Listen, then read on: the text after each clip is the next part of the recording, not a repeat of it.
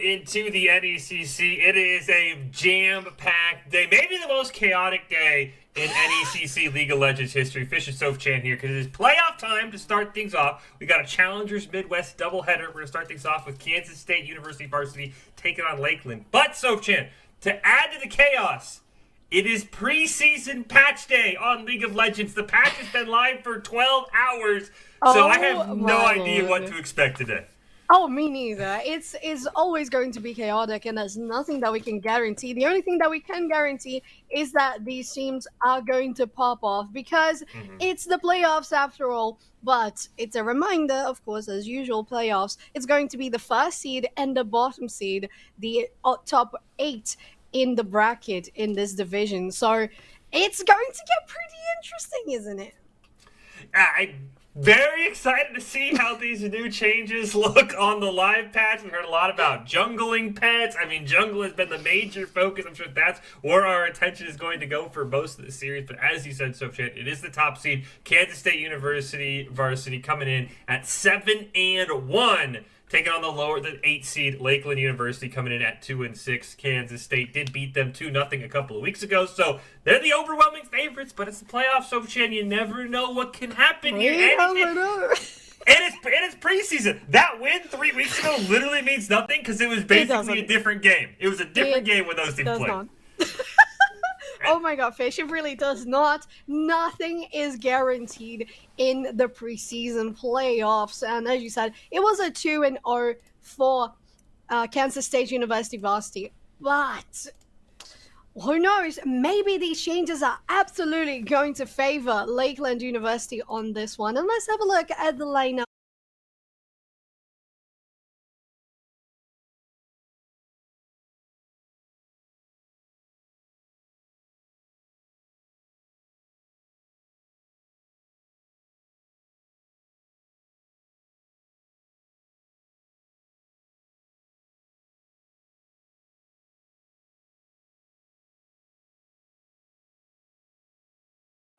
In his name, that makes me think maybe Kansas State support gonna make some crazy plays. Now take a look at their opponents. Let's see what Lakeland University is putting on the table again. They come in as the 8 seed. They've got a lot of work to do here, Soph-Chan, but we saw this team a couple of weeks ago, and I think they can make some plays as we take a look at their roster. We've got Resp Einstein in the top lane, Popcorn Par in the jungle, Padawantano in the mid lane, Galaga 123 in that bot lane, and Online Gamer in that support role. Pair of fantastic support names. Yes, but again, indeed. I think as we talked about Soph-Chan, all the focus, all the attention is going to be on these junglers. This is where the major changes came in. So many camp changes. You can no longer counter jungle as camps will despawn. So I think it's really going to come down to Cares and Popcorn Par to see what they do on these new changes, because everything I think is right now eyes on the jungle and how they respond with these pets and everything else that's going on. It is. Totally agree there, Fish. And I think it's going to be a lesson for everyone, even for the players, jumping so fresh into the preseason. The changes are going to make a lot of difference. And some interesting stuff that might start going on. Kansas State on the blue side, Lakeland University on the red. So far, we already have Darius and Soraka coming on. This is my question, Soph-Chan. What do you ban here? Is it stuff that, like the pros and the streamers have told you is OP? Is it stuff that that... Because, it's a preseason patch. There's new items. There's so many changes. What would you ban here? What do you ban when you don't know what's meta right now? I think I would go for something in the jungle, as you mentioned, Fish. It will have to be the changes focused there in the patch that will make the most difference. So I would go for junglers that start in the early game super powerful. And already starting off, we have the On in the top lane, Zach in the jungle, and Victor in the mid for Kansas State, whereas Camille, Wukong, and Syndra are confirmed as the 3 players picks for Lakeland University. Azir, Braum, okay, it's just all over the place. To be fair, I think we're just coming to the chaos of preseason. Welcome, everyone. Yeah, we're just going to ban anything and everything you've seen a tweet might be overpowered in preseason. That has gotten a ban in this series. Now we go to the bot lane again. They did pro draft off screen. That's why it's going so quickly. We've got the Ezreal Caitlyn matchup here. Curious what Kazekage is going to pick. I think, if the Morgana is something they want to play, Caitlyn Morgana can absolutely dominate. Instead, it's the Zillion. Okay. All right. Okay, there we go. Thank you. They changed it to Morgana. So I was like, Zillion? Really? And then on the counter side, we get my least favorite champion in the history of League of Legends. We get the Ezreal Yumi. So, a pair of very powerful bot lanes. So, I'm just going to ignore that lane because I don't want to deal with either of those matchups. Yeah, we're just according to Fish, we're just ignoring Lakeland. That's just going to be the blue side of the map. The rest doesn't exist on this one. But Fish, oh my god, I saw that Zillion coming up and I said in my mind, Morgana is not banned. Why have you not picked Morgana? What is happening on this one? Basically, the most reliable stun route, right? On the bind, on the dark binding from Morgana is going to be so much better than rely on the double bomb that might not hit coming from Zillion. And on the other side, Lakeland with very, very annoying potential. More towards the mid to late game, of course, since Ezreal is a hyper carry there and Yumi is going to guarantee for sustain in long.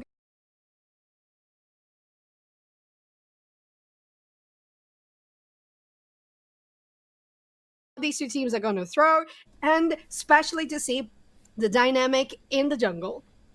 Yeah, the Wukong and the Zac kind of polar opposites. Wukong's going to want to try and get those early ganks going, while Zac's just going to be happy power farming around the map. Again, that is where our focus is going to be. We've got these jungle pets coming in. You can't really counter jungle as easily because the moment that one minion dies, the rest of the camp will just simply despawn. So very interesting to see how these two teams will approach it. I think, as you said, both these bot lanes are very powerful. I think the Ezreal Yumi should have enough sustain as long as online gamer doesn't get caught in a root trap combo to basically be outlasting that Morgana Kate. So rest of the map, I think, is going to be the focus. What do the junglers do? This top lane, especially something that I want to keep my eye on, Sofchan, because you've got the Ornn. You know what he wants to do. He wants to get tanky. He wants to get to the ornaments. He wants to be able to power up his team.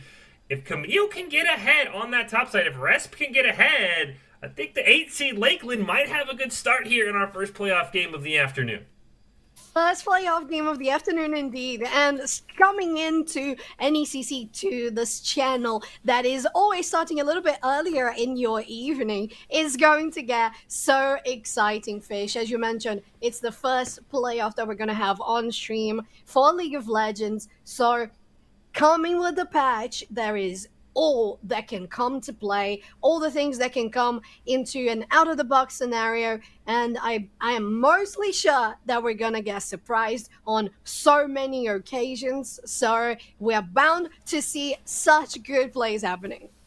I'm absolutely ecstatic. I don't think there could have been a better pick to start the... I know the players probably aren't happy because, you want to be playing on a patch, especially if you're Kansas State, who, again, 7-1 in the regular season in the Challengers Midwest. They're probably like, look, let's play on the old patch. We were the best on the old patch. But I'm absolutely ecstatic that we get to start the playoffs on this preseason patch. And there's still going to be a lot of eyes on this game because we got a Challenger Midwest doubleheader, Sofchan, coming up after this game. Our next game on stream is the 4-5 matchup in the same bracket. So, might be a lot of scouting going on from Indiana Tech and Redbird Varsity, who would play the winner of that series, plays the winner of this game. There's going to be a lot of eyes on this to see how everything comes together. Again, same as the regular season for the quarterfinals and semifinals. It will be a best of 3 still, so we'll have to see who comes out on top. Of course, Sofchan, we didn't even talk about all the League of Legends fans so excited. Rod of Ages is back finally after a couple of years in hiatus.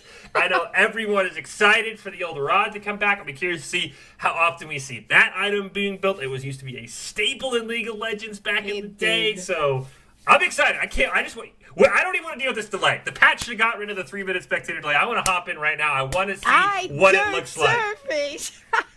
Oh my lord! And speaking of Rod of Ages, I instantly think about that Annie that used to be so powerful with Rod of Ages, the Rise, and Rise means faker, doesn't it? And if that at some point comes into the hands of this pro player, I think everyone in the League community is going to lose their minds. Best day of the season sometimes for League of Legends is that preseason patch. Everybody starts fresh. Everybody's looking for what the big changes are, and we also got another dragon, our old friend. The Chemtech Dragon is back in the game, Sofchan, after he caused so many problems when he was first released. He broke the game. He took a 8-month retirement, but he is back as well. absolutely does some wild things on the map. I'm really actually, if there's one thing I'm hoping for, it's game one we get a Chemtech Soul. That is what I think I absolutely want the most out of this game. I want to see Chemtech. You and I have seen so many Cloud Souls. I'm just gonna puke on stream if we get another Cloud Soul. It's like 50% somehow. So I'm really hoping Chemtech Soul blesses us on this day, at least in game one. But again, we're getting ready to go. Game one, Kansas State University Varsity, our 1 seed in the Challengers Midwest, 7-1, taking on Lakeland University, the 8 seed, 2-6. It's playoff time. There's no more games left. If you lose, Sophie, the pressure's here, and I'm ready to hop into this game in just a few moments. Yes, sir, my face. We're doing that countdown in our minds. Everyone just waiting for that spectator delay to be done and dusted. And as you mentioned, I am just absolutely, just so excited to see maybe that Chem Soul coming up to play. I would be so frustrated as you if we saw another plus 50% chance Cloud Drake that we seem to have on this broadcast coming into the rift. We have on one side Kansas State University and Lakeland University. On the red, blue team already going for a 5-stack here on the bot lane, engaging for a possible invade in the blue buff. See if anybody's able to pick up on it here as there is a ward down that they're going to walk over. There's the pings. So unfortunately, Kansas State University not going to get anything more than a deep ward, and they will just simply opt for a reset here.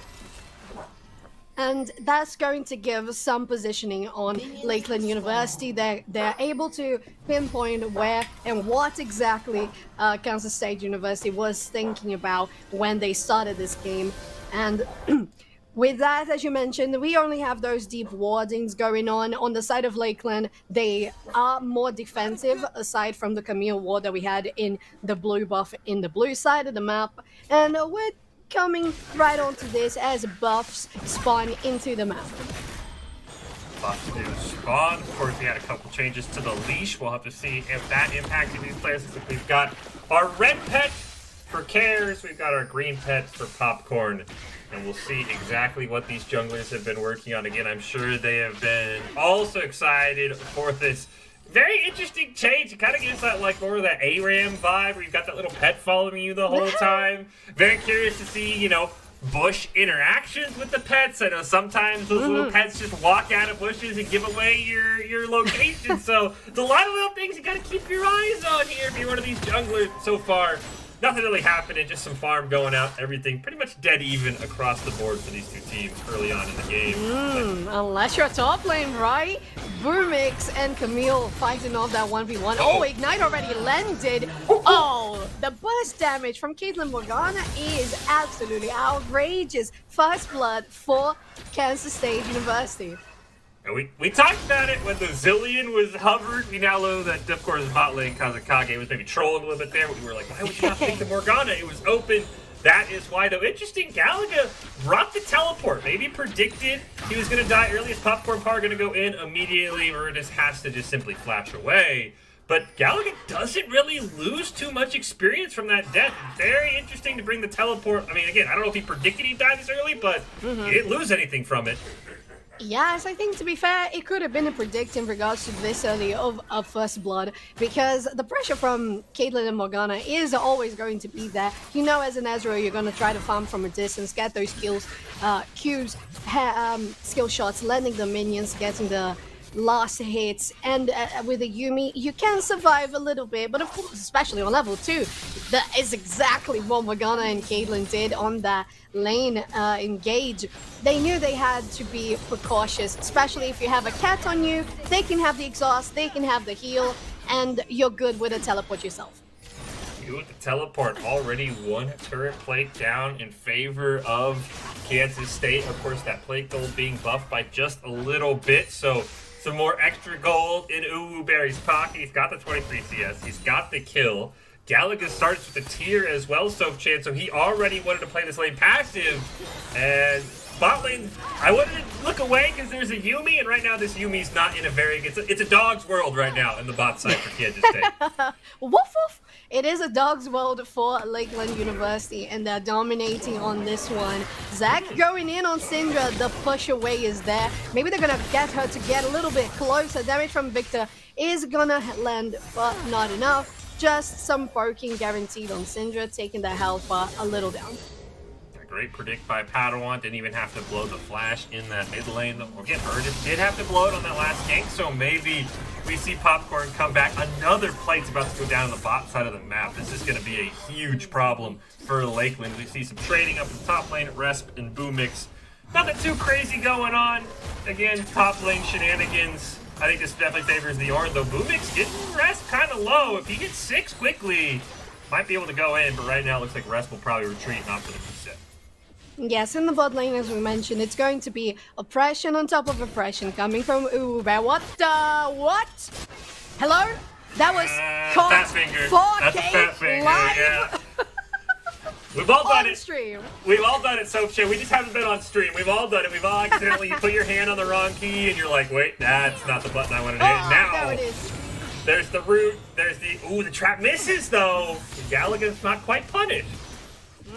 Just a little bit off on that timing. Caitlyn was some meters behind, some pixels behind on that engage. But on this one, Popcorn going right on mid. So far, these two just dealing damage on the mid laners, as both of them are dropping so low on mana. They will have to reset, but it was definitely a good trade for Lakeland University as they have pushed the wave and shoved it on the blue side of the map. I'm really curious what Lakeland's going to do about this bottom side of the map. I mean, they're going to pick up almost a third plate of the game pre 6 minutes, Soapchan. That is so much bonus gold for Uberry. You've got Cares hanging out there as well. That another plate. The gold difference on the bot side of the map has to be astronomical at this point. There's worse AD carries that Lakeland could be going up against, but Caitlin's absolutely going to dominate the mid game, especially when she gets her mythic item. I don't know how you slow Uberry down, because they're already a problem, and we're not even in... Herald hasn't even spawned! Soapchan, and Uberry can already basically like 1v3 at this point, I think. It looks like so, doesn't it, Fish? And with what you mentioned there on the bot lane, of course, once Caitlyn gets that Gale Force, it's going to be insane chasing potential on Galaga, even though they have the Blink and the Yuumi on them. But top lane, Boomix going for that 1v1, getting some damage down on Resp Einstein, and the Horn is in. Ooh, nice dodge with the ultimate from Resp. He's just simply gonna break it and walk away. Flash forward, breaks the shatter, but the hook shot. Able to get that Camille to safety. Great use of that Hextech Ultimatum iframe. He dodged the knockup, but again, this is favoring Ornn. The less deaths Ornn has, the more pressure he's able to put up. Camille's value just drops further and further, Soapchan. But right now, I think the biggest thing for me, it's only 1-0, and it's a 2K gold lead. And you look at the CS, most of that gold difference is on the bottom side of the map. Yeah. Yes, it is. They really capitalized on everything on the CS advantage. To be fair, not that far behind for Ezreal, but definitely on the way. They pushed onto the platings, as you mentioned. I think, yeah, we're down onto 2 platings remaining on the red side tier 1 turret in the bot lane. And that's going to be Caitlyn getting her mythic item as soon as possible. When that happens, especially with the Litho Temple, you're gonna deal so much damage on everyone. Even if you have a gank coming from Popcorn, it's gonna be something to be scared of. Interesting choice for Popcorn to buy the Tiamat, so it really just wants to power through those camps, try and empower the pet with the buff stacks as soon as he can. Does look like we are going to get our first dragon in the game. It will be an Earth Dragon. Our Inferno is next, so Cloud Soul is sadly still alive, so is Chemtech Soul. We've got a chance to either be really sad or really happy. I'm not sure which yet. Yeah, me neither. I think we're all going to be gambling here on what is going to be the possibility. Padawan gets engaged upon Kaz. It's gonna follow up Popcorn 2. Mid is so low on health, they're gonna go down themselves. And Kill is now favoriting Lakeland University. Bears trying to get away. Nice flash over the wall. So it would simply be a 1-for-0 on the mid lane as Radis does go down. bot side, it's a big problem. Boomix staying around, gets a great knock-up onto Popcorn. Nice little fake there, juked him out, made him think it was the Warrior Trickster clone. He's able to get away, but is this a sub 10-minute tower? Oh my god, it looks like it is. That's so close. The last plating is already down, and the way this Caitlyn is pushing, she wants that. She wants the last hit. Yeah, this is a sub-minute 5 plates going over to Kansas State. They increased the gold. They wanted to reward early aggression, and they did just that. First turret at 9:30. Oh my goodness, Kansas State. We can see why you're the #1 seed. They are playing the bot lane so well right now. And that is really something that we need to remember people about. Lakeland University, unfortunately, in this matchup, is the 8th seed against the 1st seed, Kansas State University. Oh, so close, Rasweizen trying to deny the recall on, gets the shot from the turret, and On gets back to base in safety. I am very worried if we saw the gold difference, how far ahead Mary is of Galaga. Like, I'm thinking it's like 2K, 3K. I mean, it's wherever Berry goes, it's going to be a problem. And right now, he is top lane. They're going to get a great knockup onto Einstein. Here comes the rest of the squad. Hextech ultimate is going to be used. It's not going to matter. Ayers picks up the kill. They've already lane swapped. This could be a 9-plate Caitlyn, depending on how well they shove this top lane. It is, and we see the Caitlyn headhunting in the other side of the map, rotating for not only taking down Rasweizen, but also guaranteeing the Herald for themselves. And with some technical difficulties, they're going to be sorted soon enough, I believe. There we have it. We're back on track. Boomix is against the 2 bot lane on the side of Lakeland University, and Fish, maybe this is the one moment that Galaga is gonna land some skill shots. Galaga is still trying to stack that tier, still has it. By the way, they took 2 plates top lane, by the way, while we were watching that. That is now 7 plates worth of gold on Uberry and bot lane Kazakage. Absolutely wild. They're only a level behind the Camille. Wow. That's another plate. Yeah, it is. It really is. Up of Popcorn coming for this bot lane too. Yumi, the last chapter is popped, and Boomix is gonna go down. Good rotation from Popcorn there, Fish. Great job by Lakeland trying to stay in this game. As you see there, another tower destroyed by Kansas State. This bot lane has now taken 2 towers, and plates are still up, by the way. At this point, just go mid. See how many plates you can put in. Rod is going to jump onto Padawan. Chaos Storm going to be used, but the power overwhelming gets the kill, so Padawan will pick it up. Here comes Cares, trying to get in range in time, is going to get knocked away. I don't know if Cares gets there. There's nothing to use that stretching slings onto to be able to pull the Syndra back. So it'll be another pickup for Lakeland, and despite this bot lane difference, they're playing well across the map and starting to keep this gold lead from getting out of control. Yeah, so Kaz and Popcorn looking at each other here. Galaga following up with Yumi as well. The slow is there, but bot lane Kazakage is around. They have to retreat. They have to respect the power of this bot lane and how much Kansas University is relying on their early game power. Caitlyn into the mid lane now. We'll see if she can pick up any more plates. 119 CS. Already has the Gale Force finished, so there's a Ludens done for Padawan as well. So the Syndra doing their best to keep up with Caitlyn in terms of power spikes. We've got Dragon in 20 seconds. We'll see exactly what these teams want to do. I don't know if you can fight this if you're Lakeland, because if Uwuberry goes uncontested in this fight, there's no one that can get in range. Yeah. Well, it will have to be a very well played, like an ultimatum like this one where the Dark Shield is on. The ultimate from Morgana guarantees that, well, Uwuberry is not going to stay alive on this one. Lakeland University, what a lovely, lovely engage on the most prioritizable target on the side of Kansas University. That, you called it right away, though, Chad. You just said you need one good ult. They left Uwuberry and bot lane Kazakage all alone. And despite their dominance across the map, they, their bot lane still, they're under leveled. Here we go, the moment of truth. It will be an Ocean Soul, so no winners, no losers today here. We avoid Cloud Drake, but we also miss our first chance at Chemtech as the Rift Herald was dropped in the mid lane, picked a couple more plates, and the plate difference is going to be astronomical. There was 1 plate taken by Lakeland, and I believe 13 or 12 taken by Kansas State. That is astronomical, as you said. Really insane how much this Caitlyn Morgana has been on top of this game. But if we're thinking about this Ocean Soul that is confirmed at this point of the game, shows that we have good opportunities for Lakeland University with the extra pushes in the map.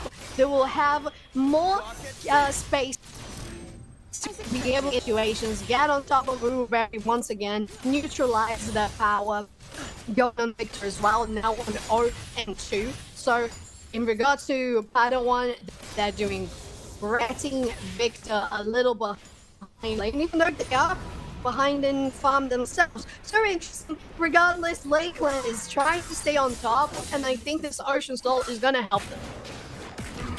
The Ocean Soul would be huge for Lakeland if they can get it. Again, they're quite a ways away as they did split the first 2 dragons. We're getting into this mid-game now. Things have kind of evened out. It's still a 4K lead for Kansas State. Again, mainly on the back of Ububerry right now.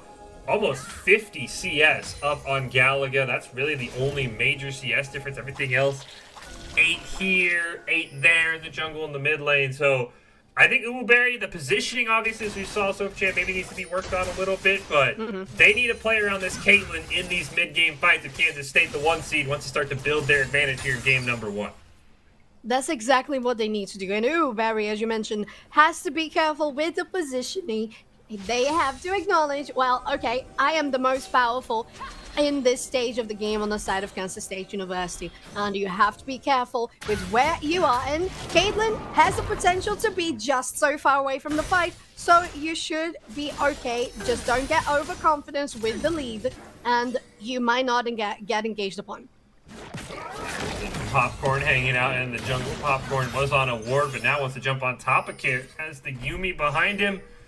Will instead just choose to disengage. And ooh, Steiny misses the hook shot here. He's gonna get hit by the Ordhorde, but a great flash from binding into the chains. And I think, despite the nifty flash, I think this will still be a kill on this Camille. But never mind, the hook shot's back on cooldown. He survives with a huge. Meanwhile, Peters gets hit by the Cyclone. Should have the cell division still, but I don't know if his team can get there to save him. They're going to try and burn them down. Here comes Ububerry. Can he get in range? It's not going to matter. The stun's going to land on Emeritus. The Chaos Storm will be used. True Shot Barrage misses in Lakeland. They're not playing like the 8th seed right now, Sophchan. They are dominating fights. They are. It's so lovely to see how confident they look. Lakeland University on these fights, basically knowing exactly what they need to do and exactly the boundaries and possibilities of their champions. And as soon as Ezreal has completed that first item, they're feeling better to go in. Wukong Popcorn is now on 3-0, so definitely ahead of the enemy jungler, and they're taking advantage of it.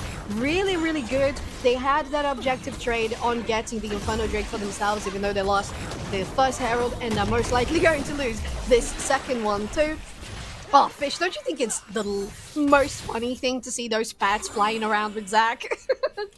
Zach just comes flying off screen. He's like, I'm taking this Herald. Nobody else is getting it. But I think that you pointed out, Popcorn 3-0, and that's kind of been the difference. The Wukong's the more aggressive champion, cares, of course, on that Zach, more of a tank role, and Popcorn is just able to dictate these fights. He started a couple of them. That's why he has such a big lead, and I think Cares needs to, either start playing more defensive or be with the rest of his team, because he was caught out 1v1, and this is not the game that a Zach is going to solo a 3-0 Wukong. Cares is not that fed, so I think Cares just needs to maybe tone it down. Don't know if he maybe plays the aggressive junglers, but the Zach needs to be a bit more team-oriented, I think, as we get to the next Dragon, which will be a big team fight here, Sophchan, because for all Ububerry's done, I think Lakeland's maybe favored in this fight.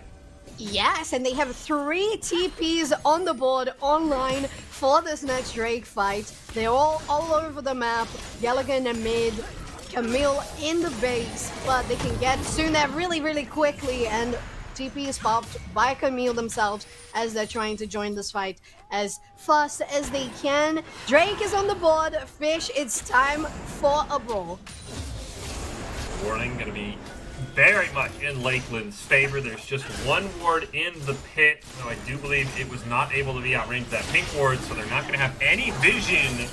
And it looks like Kansas State might simply opt to give this one away. Riptail's going to go down, still looking for an engage. Going to jump on to Kazukage. Top chapter going to go out, but a great stopwatch. Cyclone meanwhile on the backside. The Ornhorn knocks up two. And they're going to use the Hextech ultimatum to try and give Gallagher some space. And that's what he's doing as they get a double kill for Popcorn. He's looking for one more on to Cares. Make it three. They do lose the Ezreal, but they're going to go on the chase here. Boomix trying to dash away. Flashes as well. Ooh, Barry stuck in the brush. I think this should be an easy kill for Popcorn if his dash will come off cooldown in time. Never mind the hook shot. Gonna be able to pick up one. Can they get in range for the ace? Oh my god. Oh, not quite. Oh, I was holding my breath all throughout that just for Barry when I saw them stuck between that wall and the champions coming from Lakeland University. I got so scared, especially because it's the most important player on the side of Kansas State University right now. And Barry was almost caught out of position. And thankfully for them, they didn't go down. But for Lakeland University, it's the second Drake of the game, that Ocean, and it's going to get us even closer to Soul Point. And Lakeland University showing that even though they are 8th seed and they lost 0-2 to Kansas State University earlier in the brackets, they have a big shot in these playoffs, Fish. Right now, they're playing phenomenal. Popcorn 6-0-1 on this Wukong, and really the difference maker, Ububerry not able to even get in range of Popcorn, who's able to solo down the more squishy members like the Morgana, like Maraudis on this Victor. If Ububerry isn't attacking this Wukong, Soph-Chan, I think this could be a disaster for Kansas State. They need to get damage onto him because he's got a pocket Yuumi and he does not care what the Morgana is doing to him, what the Victor, who's 1 and 3, is doing to him, though they might catch out the clone. Yeah, they thought they had it, but it was the clone. Had me for a bit there as well, but he gets away. Yeah, I was a little confused too, but it was a quick clone diversion from Popcorn.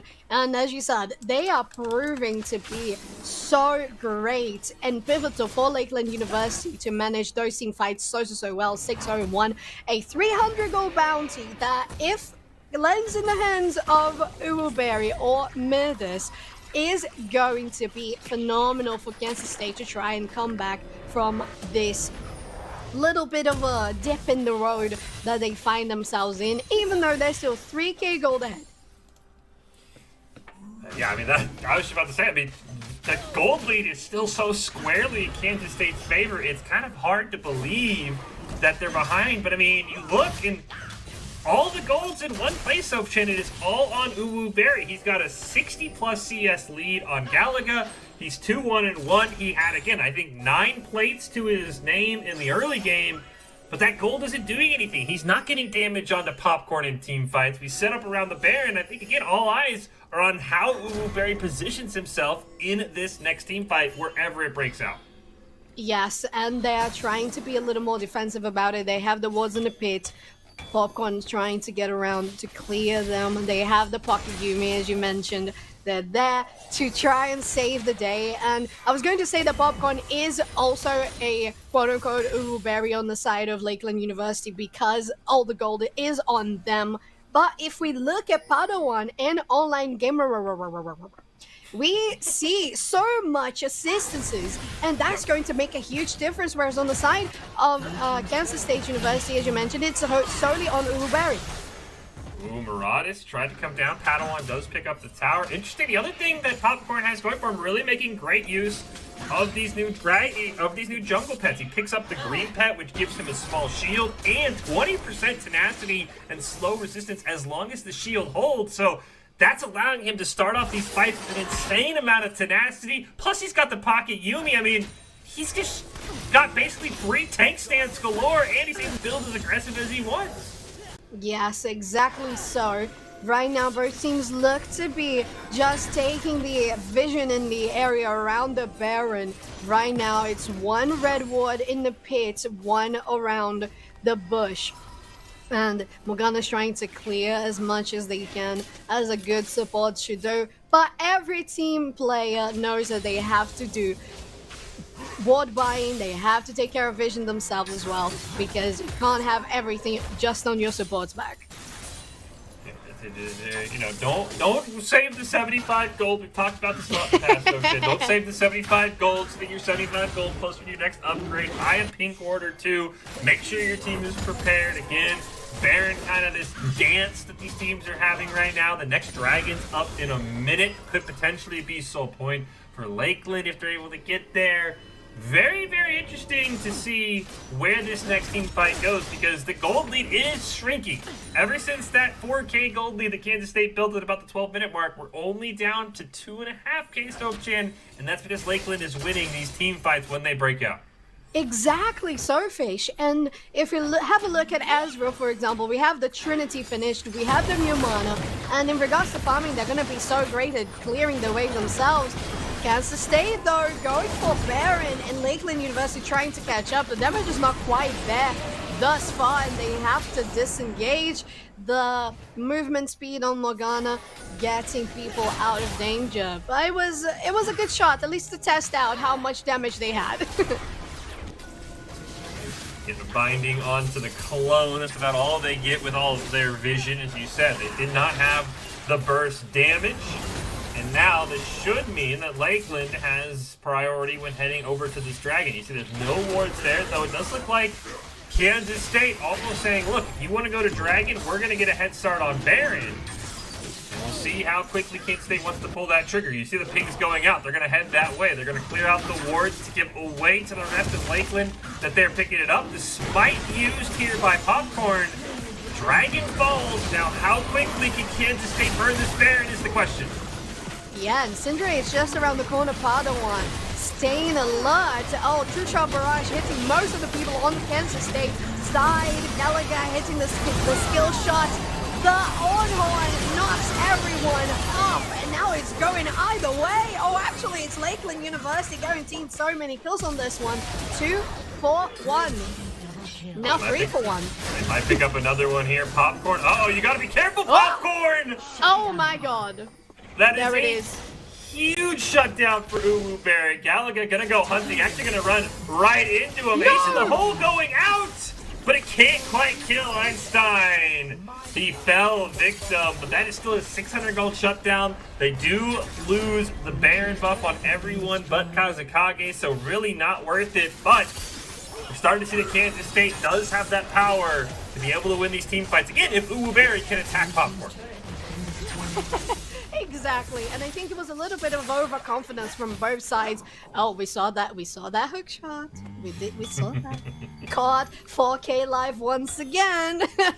And Lakeland University, even though we are laughing a little bit about all of that, you guys are doing so great. We've been mentioning Fish. Now that Ezreal is up on 4-2 and 4, so really, really growing a 200 gold bounty on their name.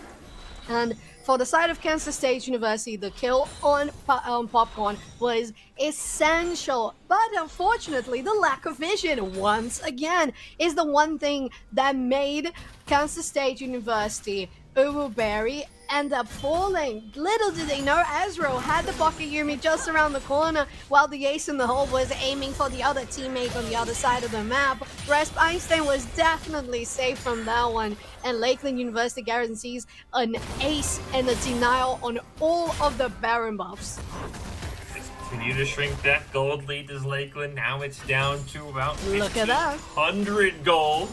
Again, they've never had the gold lead all game, but they've been playing like they have. They've won multiple team fights now. Of course, the next big objective is this Ocean Dragon. Could be potentially Ocean Soul for Lakeland, which would be huge for Popcorn, for really everyone on this team to be able to live through all of the damage that Kansas State does. But right now, they've got to survive Uwu and Kazakage, the lone Baron buff. See, looks like we came back and everything went south. We're trying to praise Lakeland, but we come back. We've lost We've lost the Nexus turret. We've lost a bot lane inhibitor. We've lost a bot lane inhibitor turret. Again, we do apologize. We didn't quite see what happened, but all we know is that Kansas State, the 1 seed, played like a 1 seed when we weren't looking. First seed proving that what? I'm just so sad that we didn't get to see that. Almost getting a tier 2 in the mid lane as well. Top tier 2 is also so close to down. And Lakeland University, as much as they were doing so great, held up onto shrinking that gold advantage for Kansas State. It has gone to the side of the blue team once again. Fish, 45 seconds for the next Ocean Drake potential solve for Lakeland University, and there's an ambush happening. Oh, the ambush works perfectly. Kazakage already falls. They're gonna get out with popcorn part. Ooh, nice little red buff steal from Galaga as well. And Lakeland not done yet. Yeah, Lakeland absolutely not done. And one thing they have been great at is those team fights and the controlling vision to get pickups like those. Padawan and Popcorn Paw together here. You must never forget the Pocket Yumi that is also there. TPs are up, coming from Syndra. Well, Syndra is there in a party, but Galaga just arriving from mid lane. Drake spawns, and we'll see how Kansas State can do, even though they are a little lower on health. Low on health. Bot lane Kazakage did just spawn as well, and in a 4v5, do you want to take this fight? Boomix hanging around. This would be Ocean Soul. This would be huge for Popcorn if he can pick it up, but he can't do it! It's stolen by Cares. An absolute huge death blow to Lakeland, though they do pick up one and should be able to pick up a second onto Cares, but the Ocean Soul is denied away from Lakeland. Oh, they're going in. Oh, look at them! Oh, they're so close to getting that Ezreal. The execute from Syndra is enough to take down Victor, and Kansas State might have been a little too sure of their potential. You're not. Oh, the trap! Oh, what? What? They end up trading a great trap, as you pointed out. And honestly, I mean, Padawan, did rock into a trap, but he hit a triple stun as they had popped the Shirelius to go in. That triple stun probably won that fight for Lakeland, and all of a sudden the gold leads back down to 1,000. I think they're going to pull the trigger on Baron as soon as Popcorn and Galaga get there. Lakeland's back in the driver's seat. Kansas State hoping we don't watch, because whenever we, lose vision of the game is when they apparently pop off. Yeah, we hope for Lakeland's sake that we don't get technical issues at this moment, because they are melting this Drake, this Baron. Oh, Zach coming though. His might is on. Damage is also coming down. Galaga so low. Fish! Kansas State is turning this around. Kansas State caught him out. The Chaos Storm should be able to pick up a kill. We've got a teleport in for Padawan. Can he get there in time? The gravity field is going to miss. It's 2,000 health. Can he get the steal? No, he cannot. And absolute awful 5 seconds there for Lakeland. They lose 3 members. They lose the Baron. And now Kansas State, once again in this seesaw battle, is back in front. I have no idea where all that damage came from. Oh, I believe that's the item there, the demonic embrace coming from Zach. Getting so much damage on everyone around them, since there was 3 or 4 players there. I think it was 3, right? We had Popcorn, Galaga, and Online Gamer, and that was enough to guarantee such good knockups from Kaz and taking down as much damage as they could before the rest of the team could arrive. Fish. Now we'll see if Lakeland can hold on. They've got to survive another 2 minutes of a Baron. Last time, of course, Lakeland took Baron. They nearly got wiped as soon as they picked it up. But this is their first real siege, and you can see the damage they're putting out. The mid inhibitor turn falling already. And look at that trap defensive line. We've seen the power of Uwu Berry nearly fully built at the 33-minute mark. I just don't think Lakeland can afford to go in right now, though. A flash forward into a stun. Unfortunately, Victor goes down, but Padawan will fall as well. Popcorn trying to jump onto Kazakage. Don't think he's going to get away as he does get hit by the stun. Meanwhile, Boomix just now joining the fight. Einstein with a great dodge to the Hextech Ultimatum. but the Caitlin's still alive, and this feels like GG in game number 1. Kansas State survives an upstart Lakeland here in game 1, but the top seed, I think Sok-Chan, is going to prevail unless Gallica's got a miracle in him. Yeah, I don't think they do. It's just a little blonde boy and a cat, and there's so much you can do. Cat is the only one surviving. Not even the Nexus on the red side is up anymore. Kansas State University guaranteeing this first win of the playoffs in this lovely, lovely little broadcast of ours. Amazing start to afternoon Wednesdays. Oh, Fish, it was so competitive though. Yeah, I think Kansas State will be the first to tell you that was not a pretty game from them as the 1 seed. Absolutely phenomenal game again. Really, that game kind of turned on that one fight we didn't see where Kansas State somehow won. And then just that Baron call at the end, Sok-Chan, they didn't quite have enough damage with Popcorn and Galaga, allowed Cares to get back in. And I'm torn. I mean, I came into this series, and again, you look, Kansas State's the 1 seed. They 2-0'd Lakeland 3 weeks ago. I'm thinking, like, this should be a breeze for Kansas State. This is going to be a series because Lakeland came to play. You got to give them props for that. There's going to be such a series, and it started off as exactly that. And to be fair, I was a little bit biased because it's, of course, it's the 1st seed versus the 8th seed. And looking at Lakeland and how much Uruberry was ahead on that bot lane with gold, with rotations to top lane, with everything. But at one point, we saw Popcorn from Lakeland being so proactive in all lanes, getting ganks in the mid, getting shutdowns at the bottom, and we are going to see such greatness coming from this series because Lakeland University showed that even though they were 8th seed, they have the merit to be here in the playoffs. Yeah, Lakeland doesn't care about your seeding. They are ready to go. They gave Kansas State everything they could handle. We'll take a quick break. We come back. Can the 1 seed be the ones to turn it around, or does Lakeland, the upstart underdogs, have a game 3 in store for us in our first playoff series of the NECC season? We'll be back with game 2 right after this.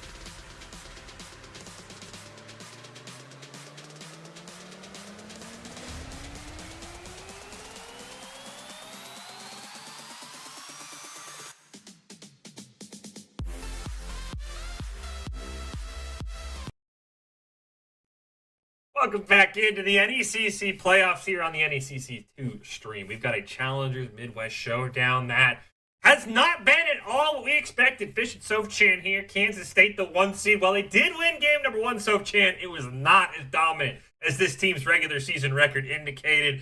Playing from behind in kills, but ahead in gold all game. They finally put it together against Lakeland, the upstarts. Again, playoffs. First day of the preseason patch. Soph-Chan, it hasn't been live for 24 hours, and we're telling the players, you're playing win or go home games tonight. It has not disappointed. Absolutely excited to see how this Game 2 draft unfolds. I think the big questions for me, Soph-Chan, is going to be, how does Kansas State handle the Wukong? Because he was absolutely phenomenal. Do you ban the Wukong? Do you maybe ban the Pocket Yumi that enabled it? And how does Lakeland answer Uwu Berry, who absolutely put on a show early game with every single turret play in their name? I just want to start off with saying, what a moment to be alive. And it is with this first playoffs matchup that we have on NECC 2 channel. We had such a competitive game, as you mentioned, Fish. Kansas State University guaranteeing the win, as it would make sense. Mm-hmm. Because they are the top 1 seed. But Lakeland, they were incredible in countering so many things. We're coming into draft right now, and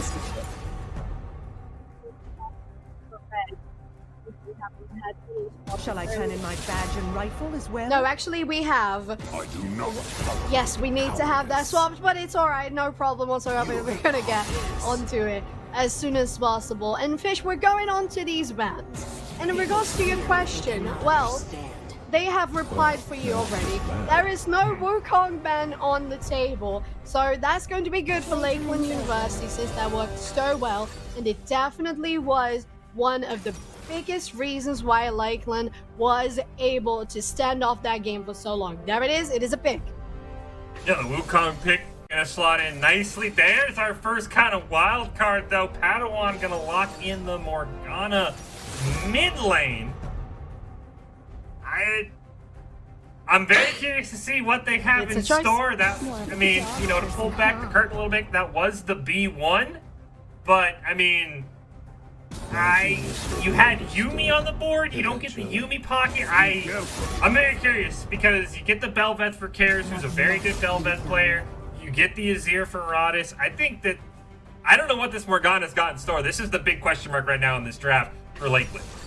Yes, and considering that we know that draft is not usually in order, and we have it in order here just to be for the sake of organization, and of course, it's so interesting to see that even though they saw Padawan go for Morgana, they kind of still continue to ban supports on the side of Kansas State. Like, how were they so convinced that Morgana was mid lane and not support? Because if it was a regular support Morgana, you wouldn't ban any more supports.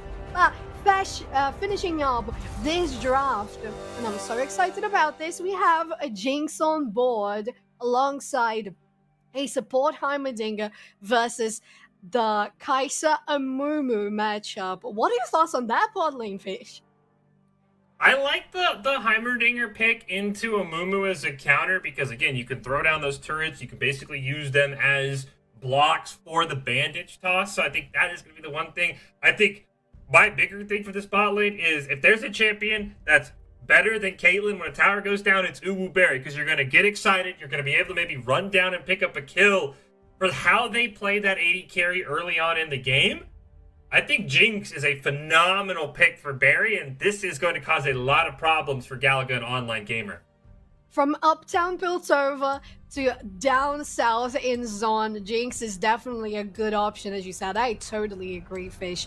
And having a matchup against the Kai'Sa, I think it will depend on how Kai'Sa decides to play, right? Because as far as I'm concerned, Kai'Sa can still flex a little bit of AP here and there in different builds, so can Varus, right? So it will be interesting to see how that's going to be played if we're going to have a lot of pressure coming from Popcorn in that bot lane to try and neutralize Jinx so she doesn't get super excited and run around taking your whole base. So I think that coming from Kansas State, I really like that comp. In regards to Lakeland, I hope they're very confident about their Morgana pick because I haven't seen that in a while and I don't know how good it is at the moment, especially against Nazir. I mean, you're going to have the Dark Shield and block some of the damage and the dislocation from his ulti. What are you thinking? Yeah, I mean, they first picked the Morgana, so I think there's a very large magnifying glass on this pick and how Padawan wants to play it. I do think overall, though, Kansas State has to be very happy with the comp they got. I mean, the Heimerdinger, outside of just specifically hard countering Amumu in lane, I don't know what else it's going to bring to the table, but I like the Jinx pick. I think Care is something that we talked about a lot during that break. He feels like a duelist player. You pull up his OPGG, it's right there. He plays a ton of Kayn. He plays a ton of Bel'Veth. I think he's going to fit better. That Zac, there were a lot of times where he tried to 1v1 Popcorn. It put him down early in the game. That kind of built Popcorn's lead. But I honestly think the biggest question for me, Sofchan, is what does Popcorn do now? Because he popped off when he had the little kitty on his back, when he had that pocket healer. The moment that Yuumi started falling around Galaga, Popcorn started dying. I think his KD without Yuumi on his back is something like 1-3, 2-3 in that game. He's got to be a lot more careful now that he doesn't have that bonus shield and healing, because without it, he might just get burned down. Yeah, not only that, Fish.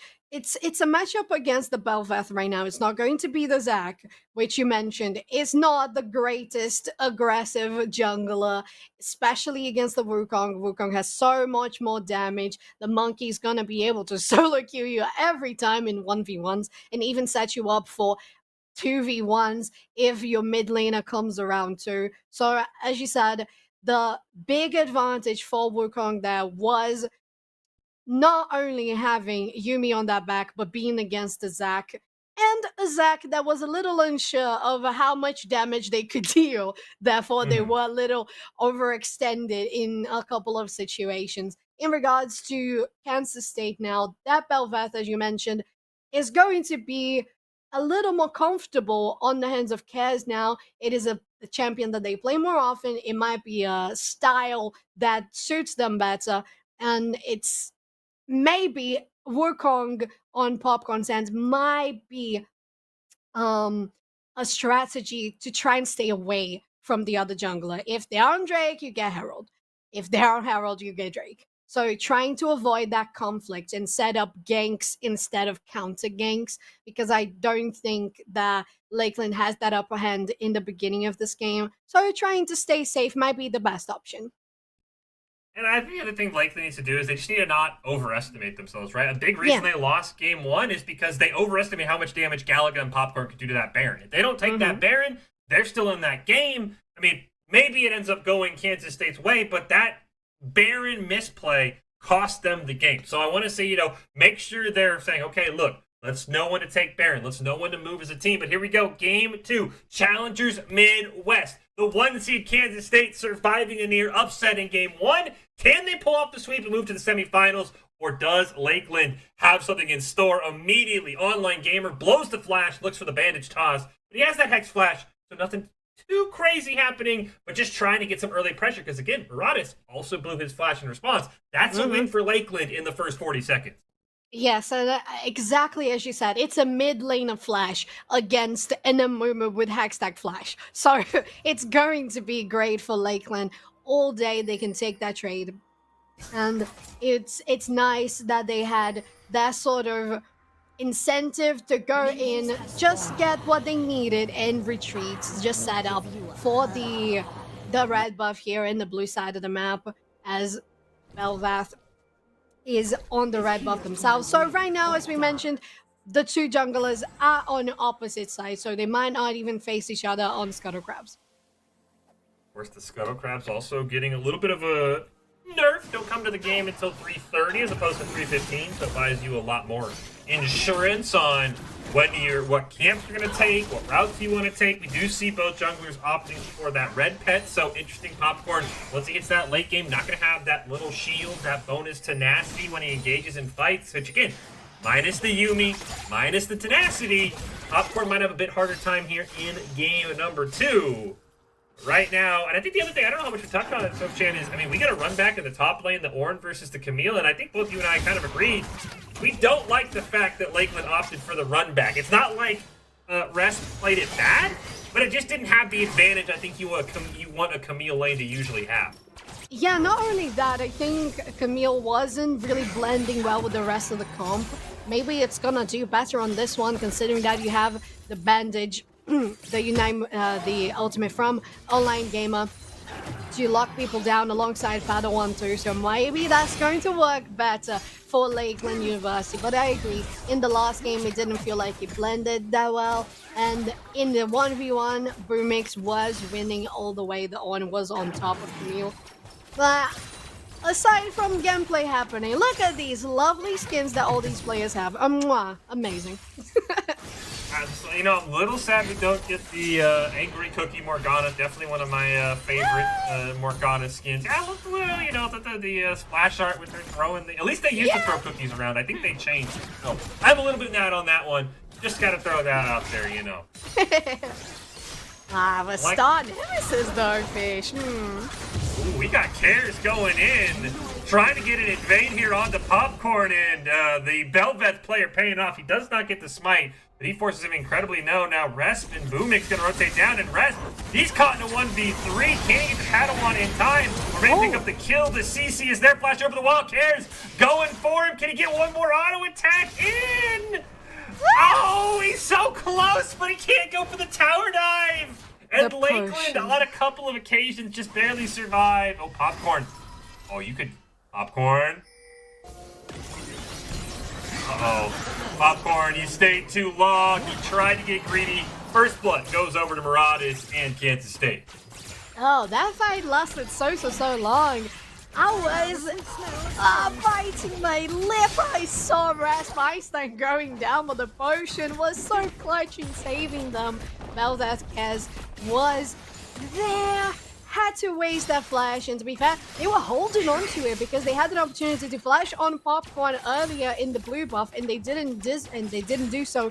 So, knowing that they saw Boomix coming down with Rasp, they said, okay, I'm not wasting my flash here, but they did do it afterwards. Unfortunately, it didn't pay off on that fight. But, as you said, Fish, it's still the first blood for Kansas State University after Popcorn overextended on that bush, trying to steal the Scuttle Crab.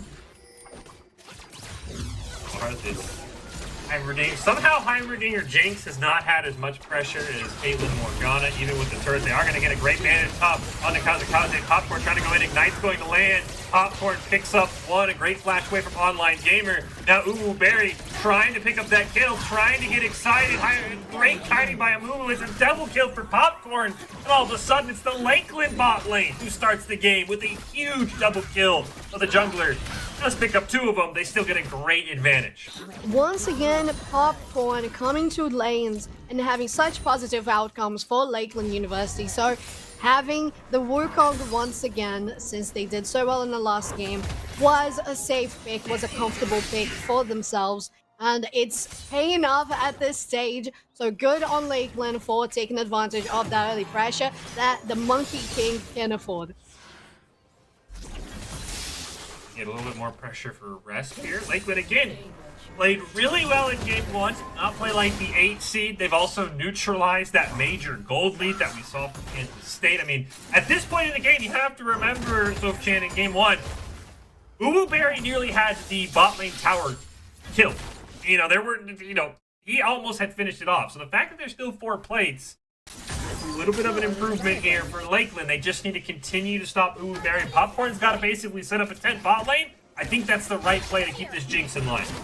Not only that, the aggressiveness that an Amumu offers just for being an Amumu, all cares going on Rest. Oh, deny on a hook shot. Bromix comes in to help. Not much damage happening on Rest, but instead a flash forward.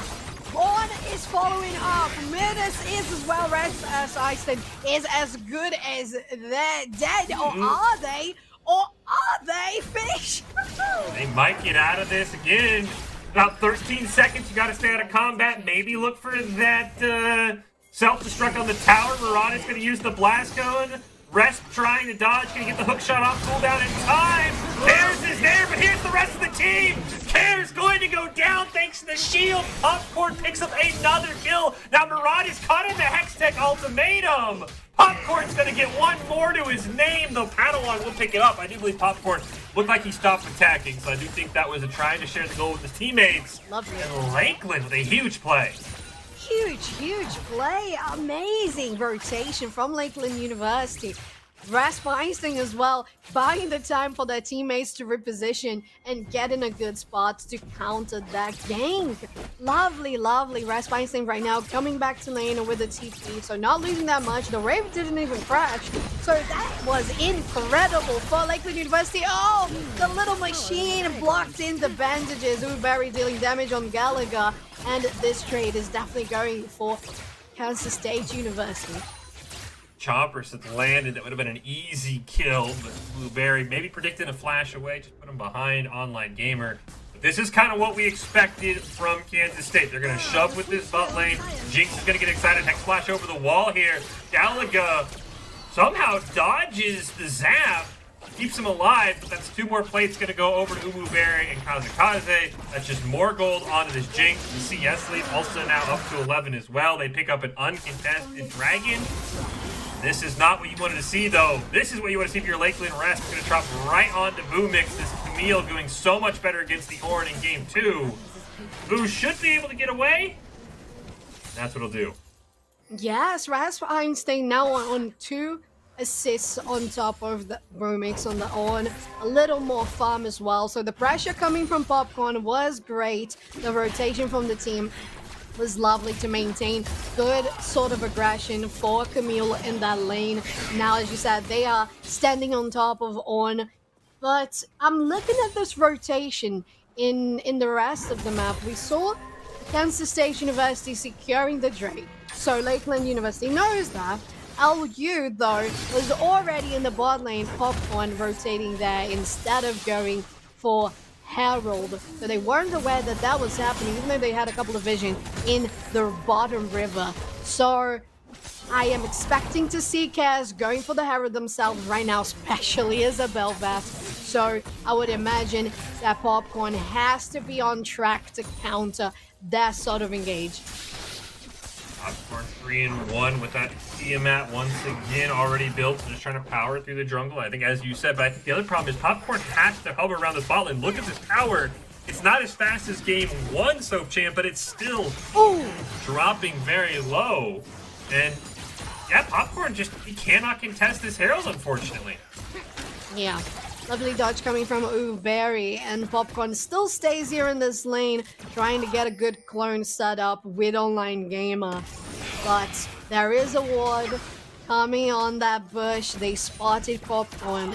The ward is going to be taken down, but I don't think they would still stay on that lane. They would better rotate for the mid, maybe get something on mid as they're pushing quite aggressively right now.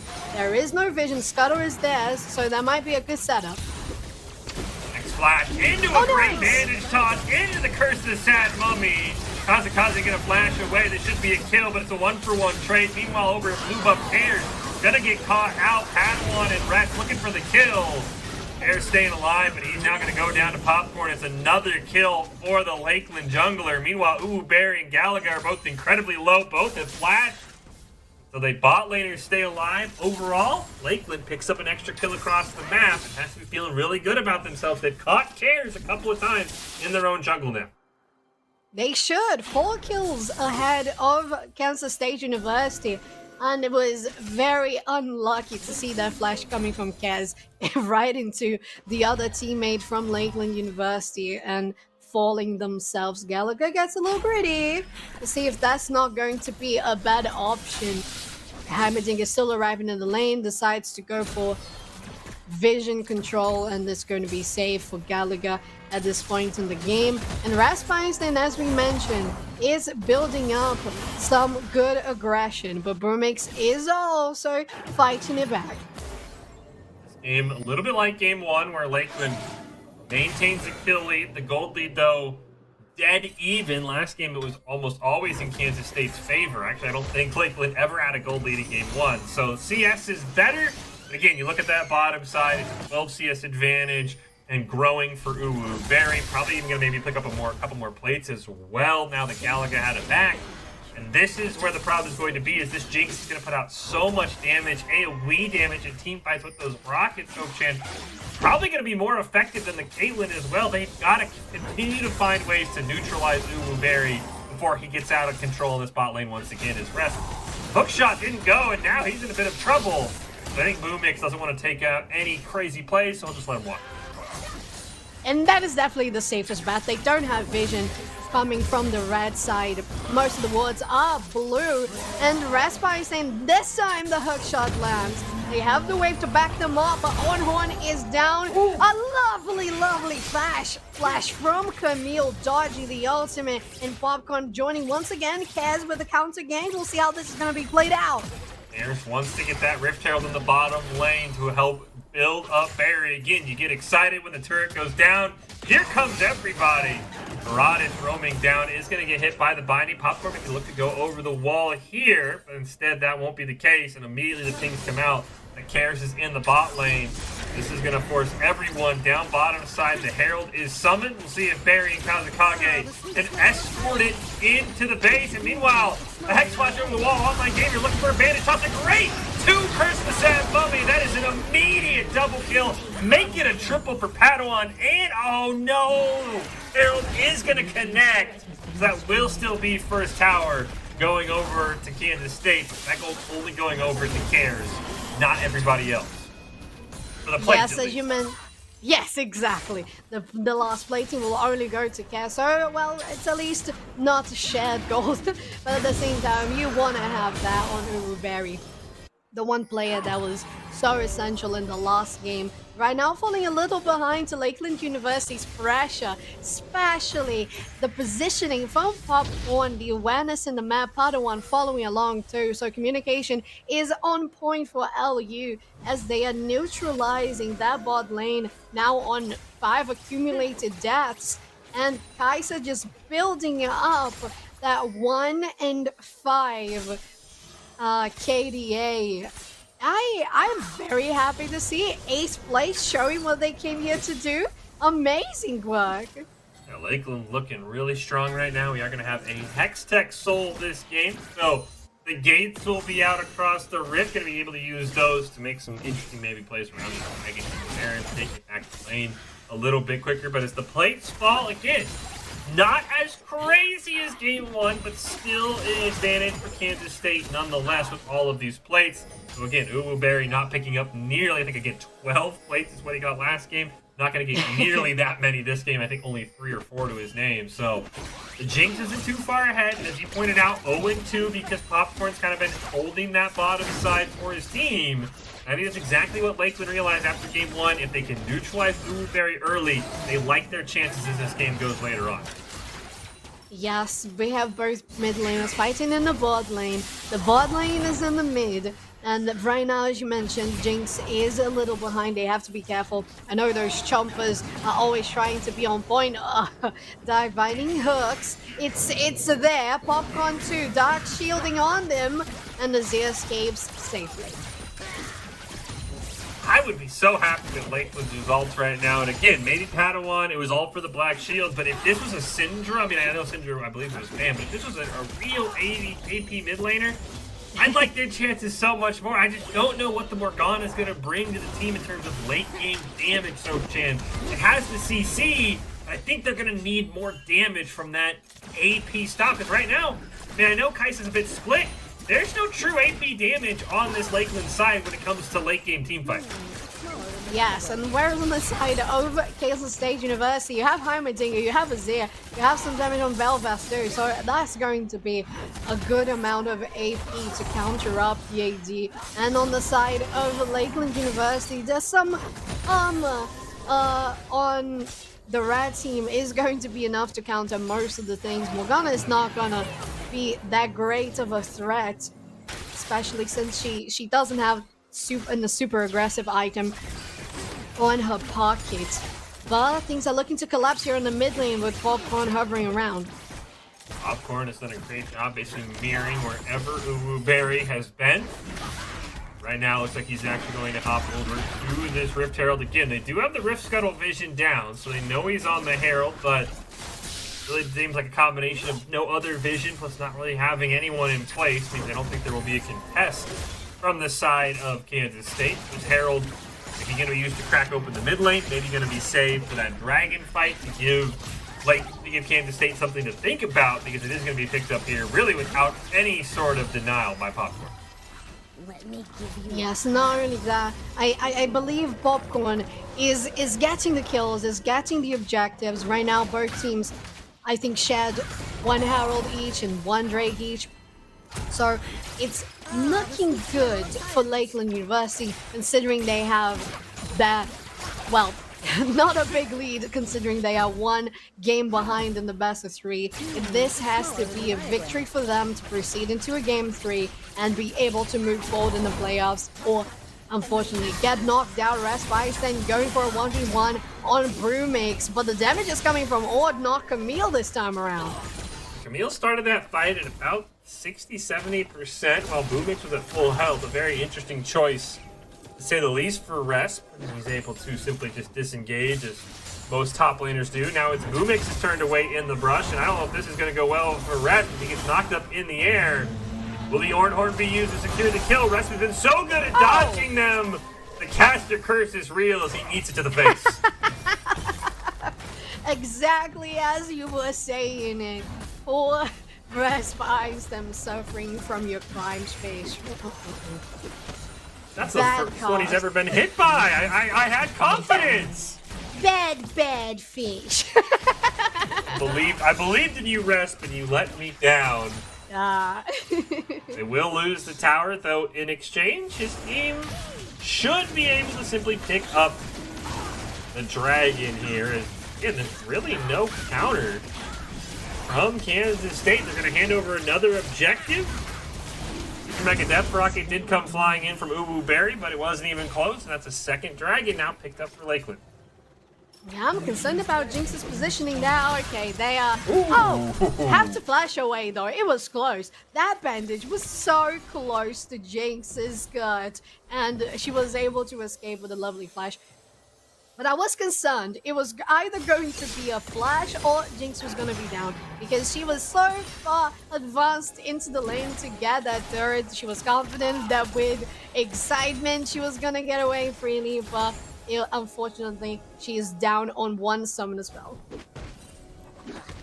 This is time to punish the Jinx. Can you get in range with that flash on cooldown with either Popcorn or somebody else? Speaking of getting in range, the Rift Herald is going to go down. Should be at least able to damage the tower. Not going to be able to fully break that tier 1 mid lane tower, but we'll get it down to about a quarter health, probably just running low on the duration. And again, this is kind of that problem, though. Padawan, the damage just simply isn't there. Sochan on this Morgana to be able to stop Maraudis in any sort of way from pushing. It's great wave clear, but it's not great 1v1 damage that I think Lakeland really needs to help close out this game. Yeah, and we can see that, Fish. Comparing, if we have a look at the kills, we have 9/3 in the board, and still Kansas State University are 2k ahead, a little bit less, maybe 1. Oh, the whiff! The Shurima Love me a Shuffle. thumbs up. The Shurima Shuffle, he trips, falls right on his face on that one. I think Padawan even had the black shield, so I don't want to blame him too much, because even if the whole combo worked, I believe Padawan would have still just simply spell immuned it nonetheless. But a shout out for Try Maraudis on the Azir. Always the most exciting thing is those Shurima Shuffles, but not that one. We'll wait, 90 seconds to maybe try it again. Yes, and as I was mentioning, Fish, it really shows, coming from the amount of turrets that Kansas State has taken so far, even though they're behind in that Drake count. Kaz has encountered Online Gamer. The Blast Cone is there. Popcorn, though, has reconvened, and Moomix is caught. Have to flash away. Good follow-up from Lakeland University. For a moment, Online Gamer was the one who was caught. Then it clearly looked like Boomix was the one. That flash, that Ornn, incredibly tanky. 1-0, 158 CS. Online Gamer waiting to make a play. Knows that he's there. They are able to stop the back, but there's some turrets in there. I don't think you want to make that play, so they will simply all reset. We've got Dragon in 2 minutes. We've got Baron, the first one of the game, up. And we're going to see who will make the next aggressive play. Again, Lakeland used to the situation. This was game 1. All over the place, so Chan, it was kill lead for Lakeland, gold lead for Kansas State, so they're used to playing in a deficit. Can they finish this game off this time, unlike in game 1 where it just slipped out of their fingers? Yeah, can they maintain this lead and make it for an advantage on top of Kansas State University? And right now, I am very excited to see those Hextech bots already in play. It's going to be a Hextech Soul, so that makes for incredible positioning that can come for both teams. Oh, damage is stacking on Heimerdinger, and now that's going to be the differential, as you mentioned, Fish, in regards to having that AP stack that Lakeland University is lacking right now.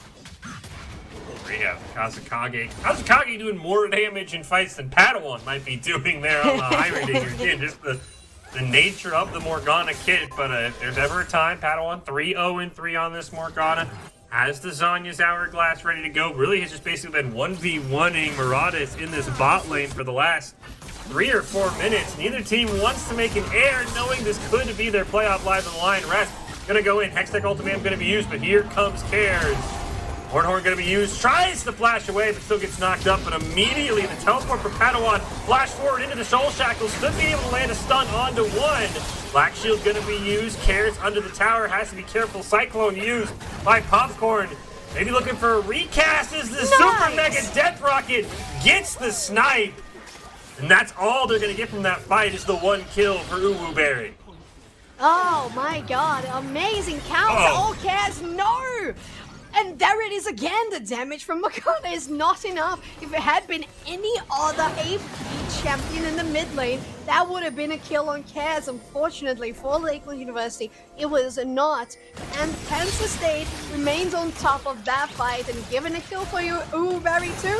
Incredible outcome. Oh, there's the Shurima Shuffle. Knocks back 2, they pick up. Unfortunately, no one, now they might get a kill. It was actually Galaga getting the kill onto his ears. Hair dropping low, Galaga putting out a ton of damage. Teleport coming in from Rest to try and keep this fight going. Galaga now taking a ton of damage. Rest trying to go in, nearly burns down Kazakage. Can Popcorn get in range, but here's the rockets from Uwu Berry. The zap just barely misses, so Rest gets out away, and both 80 carries right now putting out a ton of damage to anybody who gets in their way. Oh, Barry showing the insanity on Jinx and almost sniping Rasp Einstein from the mid lane. Oh, Lakeland University are trying to be on top of this one, but since Jinx is starting to get online, she has the 2 items, she has the Kraken Slayer, she has the Rapid Fire. She's gonna be able to deal so much damage from so far. And that's going to be crucial to be not in range for the Curse of the Sad Mommy, not in range for Padawan to deal damage. And all of the comp on the side of Lakeland University, since they are, of course, they have long ranges there, but they're not as long as this Jinx can be, Fish. And Kansas State is starting to look a little better on this one. Old lead back up to about 1,500. Uwu Berry does have the cleanse, does have the flash, and now we might get it. We've seen this play before. Last time it did not work out for Kansas State. They lost the Dragon and were immediately wiped at Baron, but the damage is just so much higher this time around. Baron dies before the Dragon does.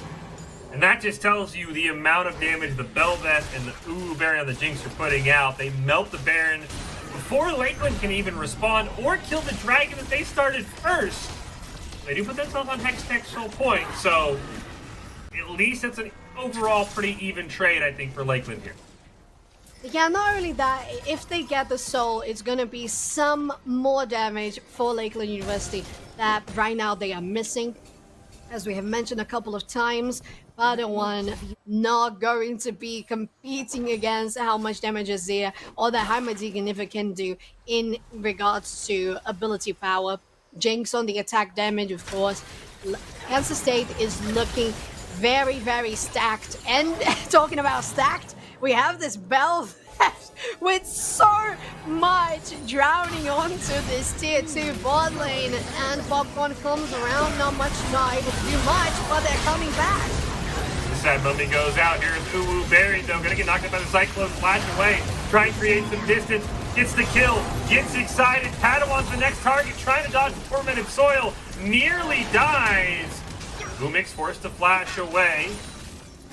Raid 1 for 2. Uwu Berry needs something to heal off of, but instead, he's gonna opt for the back instead. Looks to stick around. They'll use that Baron empowered cannon minion to finish off this tier 2 bot tower. Uwu Berry starting to heal up, and now can hop right back into this fight to get a great root. Force the Zanya's out from Kazakage. Not quite able to finish him off with the Tormented Soil, and the Morgana's low damage rears its ugly head once again for Lakeland. Tormented Soil so close every time, but if you're Kansas State, not even close, not even close. They get into these Hextech portals, getting themselves ahead into the jungle, and as we talked about earlier, Fish, even though Lakeland University is still ahead in kills, the amount of turrets taken down by Kansas State is far superior, and on top of that, you have the Baron buff. Now the empowered minions can do so much, and heading into this mid lane, if they take the tier 2, it's going to be crazy important so that Kansas State has all the vision and pressure and presence into the blue side of the map, into this blue jungle. I mean, you can just see, despite the scorelines, how much Uwu Berry is caught up. Both 80 carries now on 3 items. That's despite the fact that Galagas 3-0-5 has the CS lead. Might be able to pick up a component here or there, but really, for all intent and purposes, Uwu Berry is equal to Galaga, and that's with Popcorn living in this bottom side of the map, Soap-chan. And that is bad news for Lakeland. Other bad news, Rest is down 2 levels on Boomix right now. He can barely sustain the lane, let alone take this 1v1, as he is losing this on repeat. And now he might... I don't even understand. Yeah, they didn't quite dodge the Hextech Ultimatum. Gonna give some healing here. Rest at least able to survive, but that 1v1's out of the question now. Yes, I really don't understand why go for that when you are so far behind. Popcorn though. Popcorn trying to get the cycle. They're going to Crimson Tide Mummy on to carries. Galaga going to go forward. He's trying to attack the wrong target, though. He didn't even look at the enemy AD carry. And Uwu Berry is melting everyone. It's a triple kill for Kansas State's AD carry. There's only one member left alive. It's Padawan. And Berry and Maraudis are going to start shoving down these only remaining alive turrets for Lakeland. Yes, these 2 champions can do that so easily. A Zero Jinx, the attack speed is insane. Good dodge there on the binding. And right now the Jinx is on 600 gold bounty. So if any of the players on the Lakeland University can take her down, that would be huge. So you're looking for having that on the hands of Padawan, having that on the hands of Galaga, preferably actually, since Padawan is going to be more on that position of you can deal a little bit of damage, but mostly you are enabling the rest of your teammates to get the damage on to the enemy team. And with 20 seconds on this last Drake, the indicator that is wrong, we still have the Hextech Soul on board. It's not going to be an Inferno one, as the Hextech gates are still in place, and that's usually how League works, so don't worry about that. Kansas State, though, positioning themselves. Look at these turrets in the bush. Whoever gets there, I don't think Tormented Soil's not even going to be able to take all of those down. And look, this was there still one? No, they did. The Tormented Soil barely killed it, though. The Dragon eviscerated off the map. Not even a shot at the soul for Lakeland. Rest begins, still trying to just survive against Boomix. Now this could be the final fight of Lakeland in the fall playoffs. Popcorn gonna go in, get a 2-man knockup. The Shurima Shuffle not quite able to land, and Uwu Berry is here. Dodges the shoulder shackles. He is untouched on the back line. Jinx trying to melt people. Online gamer can't find the bandage toss. And the rest of the team is there. It's one more surviving. And I don't know how much you can do, Rest, but a sliver of HP. This looks like it's GG for the number one state team, Kansas State. If nope, they're gonna make me a liar here, Soph-Chan. I think you could win the game here. Oh my god. I think they could. Especially with the Z, especially with Jinx. They're gonna go for a safer route, a longer route. Well, they're gonna melt this quickly. We could even count like 5 seconds on that. And it might as well be best, since we are looking towards playoffs, and if they get this game, they advance, they go for semifinals, and they don't want to give Lakeland University any shot of possibility of coming back around. We bet, look at all that happening, me just rambling on, and now the last team member of Lakeland University spawns in 2, 1, 0. So I think that was plenty of time to take the Yeah, I don't think Rasp could have survived, but again, as you said, it is playoffs. You want to make sure you don't give your opponents any way in, and I think those last few team fights have really sent a message to Kansas State that there is just nothing that Lakeland can do to find their way onto Uwu Berry. The positioning has been a lot better than it was in Game 1. The Jinx is putting out just an insane amount of damage with the Rockets. And you get one more chance. Popcorn's got to find a Cyclone. You've got to find a Curse of the Sad Mummy. You've got to find something. But the craziest thing to me, Soph-Chan, look at the summoner spells for Uwu Berry. We just had a team fight, and Flash and Cleanse are still up. That is a recipe for disaster if you're Lakeland. Go. Yes, they're trying to get good momentum, though. Popcorn is just melted by Jinx. Look at that. Oh, well, that. Goodbye. Gonna try to jump here onto Padawan. Rest is there. Cares. Pop the Royal Maelstrom to try and reduce the damage. Taking a great stun. Gonna force Padawan to Zanya's, but it's too little too late. Murata's gonna pick up the kill, and now I think it's officially GG in just a matter of moments. Uwu Berry and Cares are gonna melt this bot lane turret. They're gonna melt the bot inhibitor. The Nexus turrets are in their sights. Rest nearly one shot there. Here we go, last chance, 3-man Christmas Sad Mummy doesn't even survive long enough for his 80 carry to get in range. It's a double kill for Uwu Berry, and fittingly enough, Uwu Berry will help carry Kansas State into the Challengers Midwest semifinals here with a 2-0 win over Lakeland University. Oh, once again, Kansas State in 2-0 fashion, taking down Lakeland University, but this time is the best time, as you said, Fish, getting themselves to the semifinals, and that's the most important thing that they can do. Well, in the quarters, of course, because there's still so much to be played. There's so much playoffs happening all throughout NECC, all the days of the week. Wednesdays is your cozy League of Legends days, but the rest of the week, there's all the other titles. And I was a little scared, I have to say, Fish. I was a little concerned for Kansas State because the fight that Lakeland University put up was so incredible that this was looking even maybe to be going to a Game 3, but Kansas State just denied any possibility. Yeah, Kansas State, again, didn't come out, I think, as strong as maybe the 1 seeds you would have expected. It again, it's preseason. That's, I think, the biggest thing is that, the game's completely different than when they made the 7-1. But we'll take a look at the bracket here in the Challengers Midwest Division. As we saw, Kansas State picking up the 2-0 over Lakeland. And up next, we'll find out who Kansas State's going to be playing in a couple weeks, Soph-Chan, because Indiana Tech and Redbird Varsity is our next game here on the stream. So I'm sure they had some eyes on this series because, again, Kansas State is going to be their next opponent, but now they've got to focus up and look to that matchup at hand. The 4 versus 5, of course, you see the rest of the Challengers Midwest bracket. Some very strong teams here. And as you said, Soph-Chan, we've got playoffs going all over the place here in the NECC, not even the ones on stream. But Kansas State, the 1 seed, they hold serve and they make it to the semifinals. So they can put out a sigh of relief. And now they get to be the ones who scout their future opponent. As I said, Indiana Tech and Redbird Varsity is our next game on the stream, Soph-Chan. Yes, it might be. It might as well be.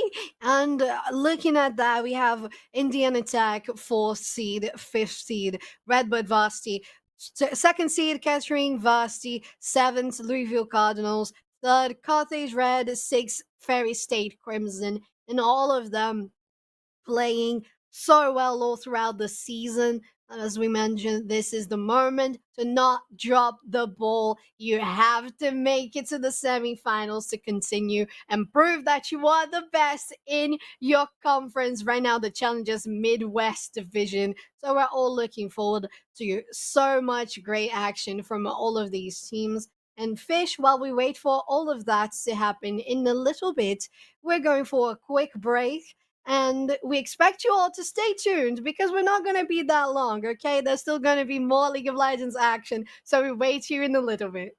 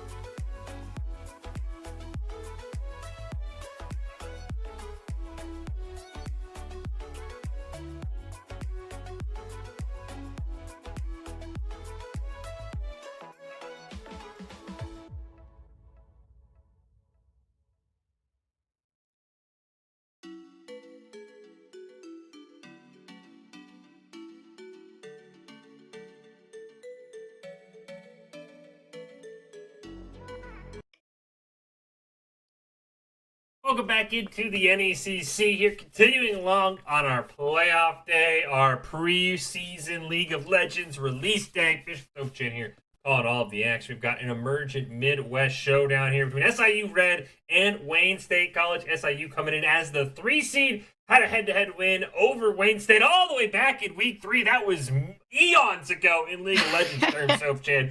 Don't even need to worry about that game, but right now we'll see. We saw our number 1 seed in our previous game hold serve. That was a bit dicey. We'll see if SIU can hold serve as this 3 seed and advance to the semifinals here for our second playoff game of the night. Yes, indeed, we'll see that. And we're going to go have a look at the brackets before we start anything. So we'll see how this is going for the Emergence Midwest Conference. Already confirmed 1 team for the semifinals is BU Shield.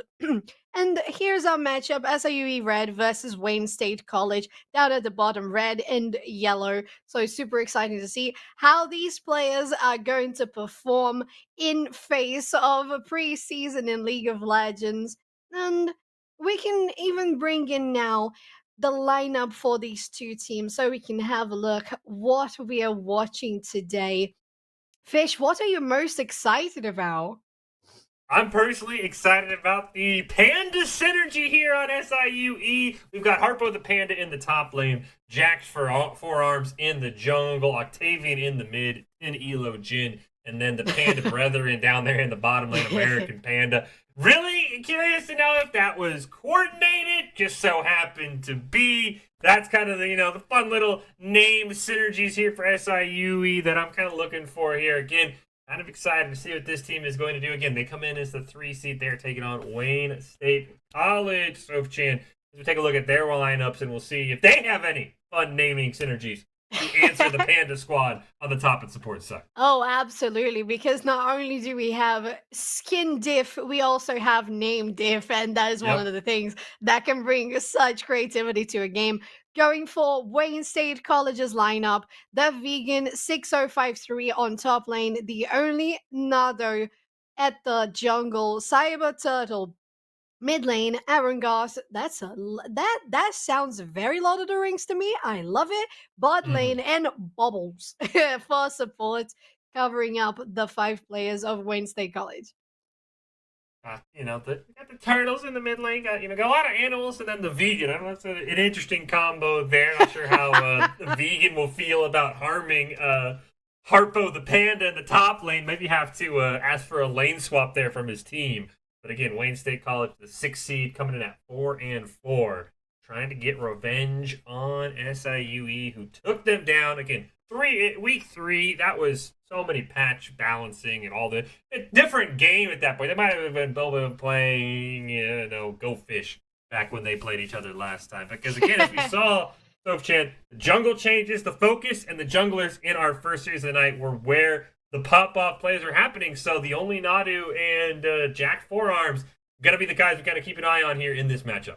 And we're diving already into the draft. Lakeland unit. Oh, well. Updated overlay. Do we have it here? It's just an illusion, okay? It's going to be SIUE Red versus Wayne State College. And the first band's already coming in. A Caitlyn band. Very interesting since she's been so prominent in Worlds. And we see her here today in the broadcast in our last matchup in Challengers Midwest, Fish. Caitlyn absolutely popped off in that first game. Fittingly enough, the Jin banned away from Tin Elo Jin. Not sure if the name is maybe a trick or not, but we'll have to see exactly what SIUE Red has in store. We see Cloud Drakes and we see Maokai Sofchan. Maokai was a staple for I think like 3 weeks for us every single game. And Harpo the Panda bringing it back against the Garen. That'll be kind of a fun matchup on that top side. Oh my, not only are we seeing some things from old Vanguard League of Legends, as we were talking about the week 3 of NECC, seems like ages ago. Looking at a Garen feels like ages ago as well, because that hasn't been in play in a long while. Look at these picks. They are so different. Well, never mind. If it wasn't any, that would have been an outstanding different pick, but Rise matches up with more what we have in play. But again, those are the two champions we talked about at the start of the broadcast. Rod of Ages is back in the preseason. Who did you mention? You mentioned Annie and you mentioned Rise. Both of them get flashed. Now we get Rise in the mid lane. I don't think it's Faker in the mid lane for Wayne State, but the only Nadu hoping that he can, do his best Faker impression here in game number one. Definitely. So I'm looking forward to seeing that best performance on this one. Of course, quarterfinals of the Emergence Midwest Fish. Second round of men's coming in. A blitzcrank for Wayne State alongside of Vladimir, whereas Sayu Red goes for full-on support. It's the Rakan and Nami. Of course, as we always say, the pro draft happens behind scenes. I think the con ban is to answer that Zaya pick that I believe was picked in the first phase, so don't want that Zaya reconsidered. We get a Taric out here as well. We got some absolute wild. Got thrown off there. I was like, that's not going to be a rec size. Don't do that. Did you do that? Did they do that? No. Okay. Oh, the Shen though. The Shen is an interesting one. Maybe River Shen. Maybe I think it was an early pick, so maybe a flex pick trying to bait it out. I think Shen support definitely has some niche roles. So a very interesting comp here from Wayne State, I think in particular, that I'm wondering if maybe just trying to catch the favorites SIUE Red off guard a little bit. Yeah, and they have an interesting comp themselves outside you reread. You have nice control coming from Maokai's ulti, the stun in area from Victor as well, and the protection that can be provided from Taric. So if that is played well, I think we saw a couple of broadcasts ago with Taric happening as well. And when it did, you mentioned Fish, it had to be really, really precise. So that's what is going to happen on this one. If SIU Red runs to guarantee their first victory in the best of one. And in regards to Wayne State, what are you thinking about that comp right now? I mean, I think this is a very interesting comp. I'm curious how the Shen will play. Of course, the Sejuani, to me, probably going to spend a lot of time on that top side. Her passive just synergizes so well with melee top lanes. I mean, that's why you saw her run top for so long in the middle of this season, because you could just pick a melee jungler, you could perma CC, you could set up around the Rift Herald fittingly on screen here. So I fully expect Wayne State's going to have that Sejuani, the only Nadu, up in the top lane with the vegan, trying to just kind of grind down that Maokai, put this Garen ahead, allow him to have that mobility to split push, maybe even try and get a dive onto the Zaya. But that's what I'm expecting from Wayne State. Get this Garen ahead and let's spin to win and maybe pull off the upset.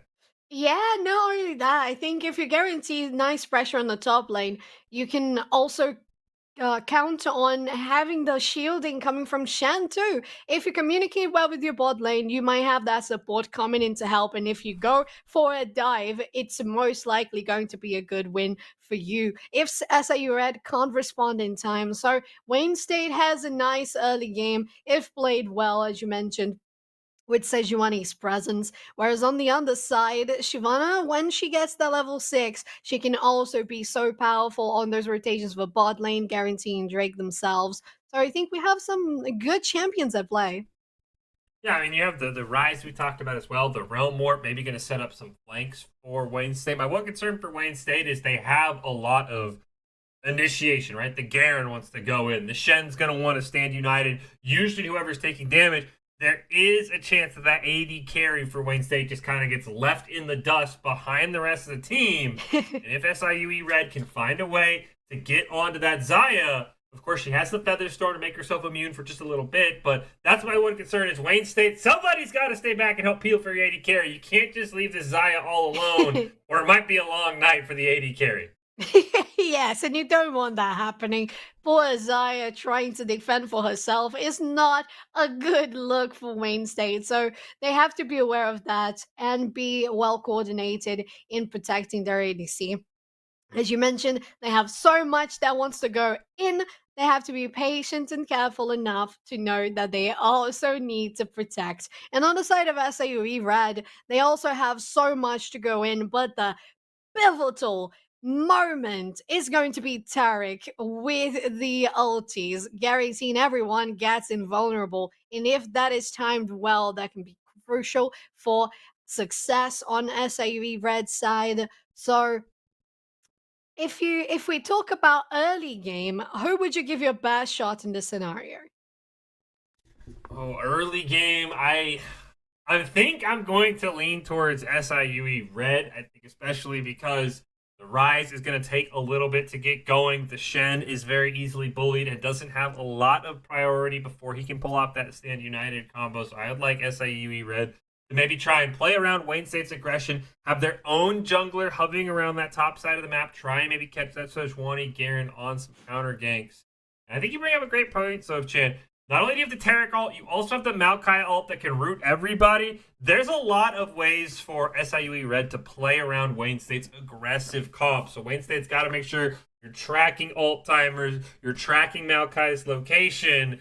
But at the same time, I think as the underdogs here, as the lower seed, you've got to come out, as we saw with Lakeland. You've got to start with the quick punch in the mouth. You've got to take that early lead. Because if SIUE Red, the favorites in this matchup, get a lead, I think it'll definitely snowball in their favor because they know they can close this series out.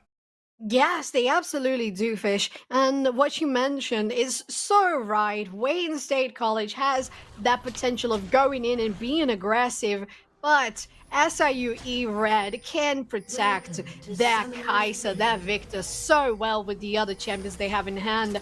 We're looking at this red team already going for a skirmish. 5-man try-bush on the Kai'Sa. Uh-oh.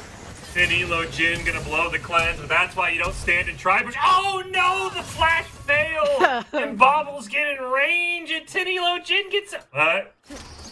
Wait.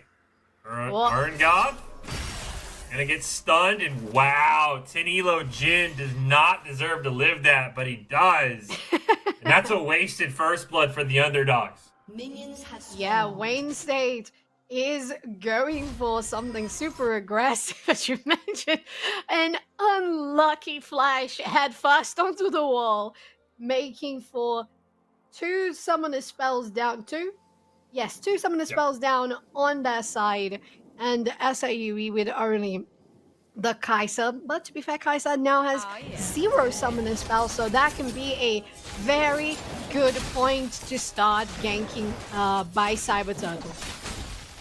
Well, problem is Bobbles, both their summoner spells down as well, so that means your flash taunts, your ignites to finish people off. Your setup in this bot lane is also going to be a little bit compromised. So I think maybe this means Bobbles and Arngod maybe going to play a little bit more passive in this lane, and that will buy time for Elo Jin summoner spells to come up. So really, unfortunately, the other thing is Cyber Turtle also failed his flash in that engage. There's no flash on this jungler for Wayne State. That could be another cooldown we got to keep an eye on, because that's going to make his early ganks a little bit more passive. Yeah, so not only that, in regards to Cyber Turtle, that their red buff has been awarded. We have vision from the side of SIUE Red, so they're going to know where Sejuani is, and they're going to keep track on that timer, know when the flash is going to be back out of cooldown, so they can track this jungler well and prevent any sort of skirmishes. There was a red ward on the SIUE blue or red buff as well, so they do at least know that Jack Forearms did start red buff. The junglers probably going to maybe run into each other at that river scuttle, now spawning at 3 minutes and 30 seconds. We'll see if there is any sort of engage between what I would assume is going to be 2 tank junglers. I know Shyvana sometimes can flex into more of an AEP carry style build, but the green jungle pet going to give that shielding makes me think this will probably be a tank Shyvana versus a tank Sejuani, and we'll have a lot of meat shields coming out of the jungle. I agree, Fish, and she's going to probably be going for getting those early levels and stacking everything in the jungle, clearing out. She's going to reset right now, leaving the Grump, actually. Oh, okay, they decided to finish off the Grump. They might have forgotten about it. But bot lane, Team Elo Jin is in the middle of these 2 players. The feathers are pulled back. Aaron got flashed forward. The one attack, the second Q guarantees when it's a 1v1 trade, it's going to turn into a 2v1 trade. Minions finish off in a double kill for Tarek.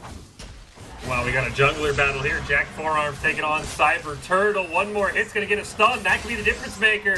Harpo roaming, Octavian roaming over as well. Jack Forearm picks up the 1v1, and now the only Nadu's got to be careful on this rise. Trying to get a kill onto Jack Forearm. Shyvana, you need to run away. The flash forward. You didn't run in the brush, but it didn't matter. Here comes the vegan as well. It is all-out war in the river. Octavian gonna throw out the death laser. Looks like everyone will survive, but SIUE Red gonna pick up that very important jungle v jungle kill. Yes, and we're looking at this game with so much aggression already.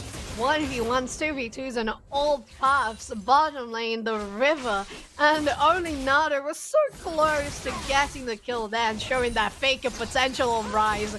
Unfortunately, for the red side, Jack's Forearms was left with maybe 10 health on that bar. Ooh, Bobbles and Cyber Turtle coming down. The vision will give them away for a moment. Can Tinilo Jin and American Panda get away? They can. Great warding. That ward saves lives, Soap-chan. We've talked about it a ton. Fantastic ward there. Yeah, fantastic. We see Cyber Turtle rovering around that river on the bottom side, warding as you mentioned. The Drake is there. The first Herald of the game is still yet to spawn. But Shyvana is also there. Jack's Forearms trying to scout the area, but there's too many wards from the red side. 3v2 Fish. They already used the stun, unfortunately. There is no way to get back in range. The stun comes off cooldown. They use it again, but Arangoth's going to be able to stop it. Now Cyber Turtle looking for the re-engage, but with Bobbles incredibly low and Flash just now coming off cooldown, they will disengage. But the flash for Bobbles means the flash for Tinilo Jin is back. They're only able to pick up one kill despite all of those summoners blown at the start of the game. Meanwhile, the Vegan and Harpo the Panda, some classic top lane battles where neither of them are really in risk of dying, and the health bars get low enough that we have to get excited. Yeah, exactly. Oh, but Bubbles! The Q following up is not enough to finalize. The Shen left standing just like Jack Forearms did earlier in this game. These players are making us out of breath on every play. It's been so much aggression all throughout the map. Right, so many close encounters already. We're only 6.5 minutes in. They need to tone it down, Sove-chan, if we want to keep our voices through the night.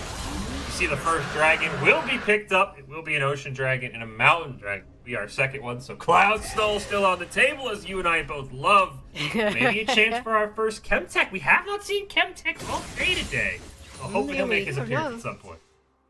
Yes, we do hope so. In the mid lane, only Nado is pushing a little more. As a good Rise does, they can clear waves so easily. Bot lane, it's the blue side that's doing so. Jack's Forearms just cleaning the jungle on their side.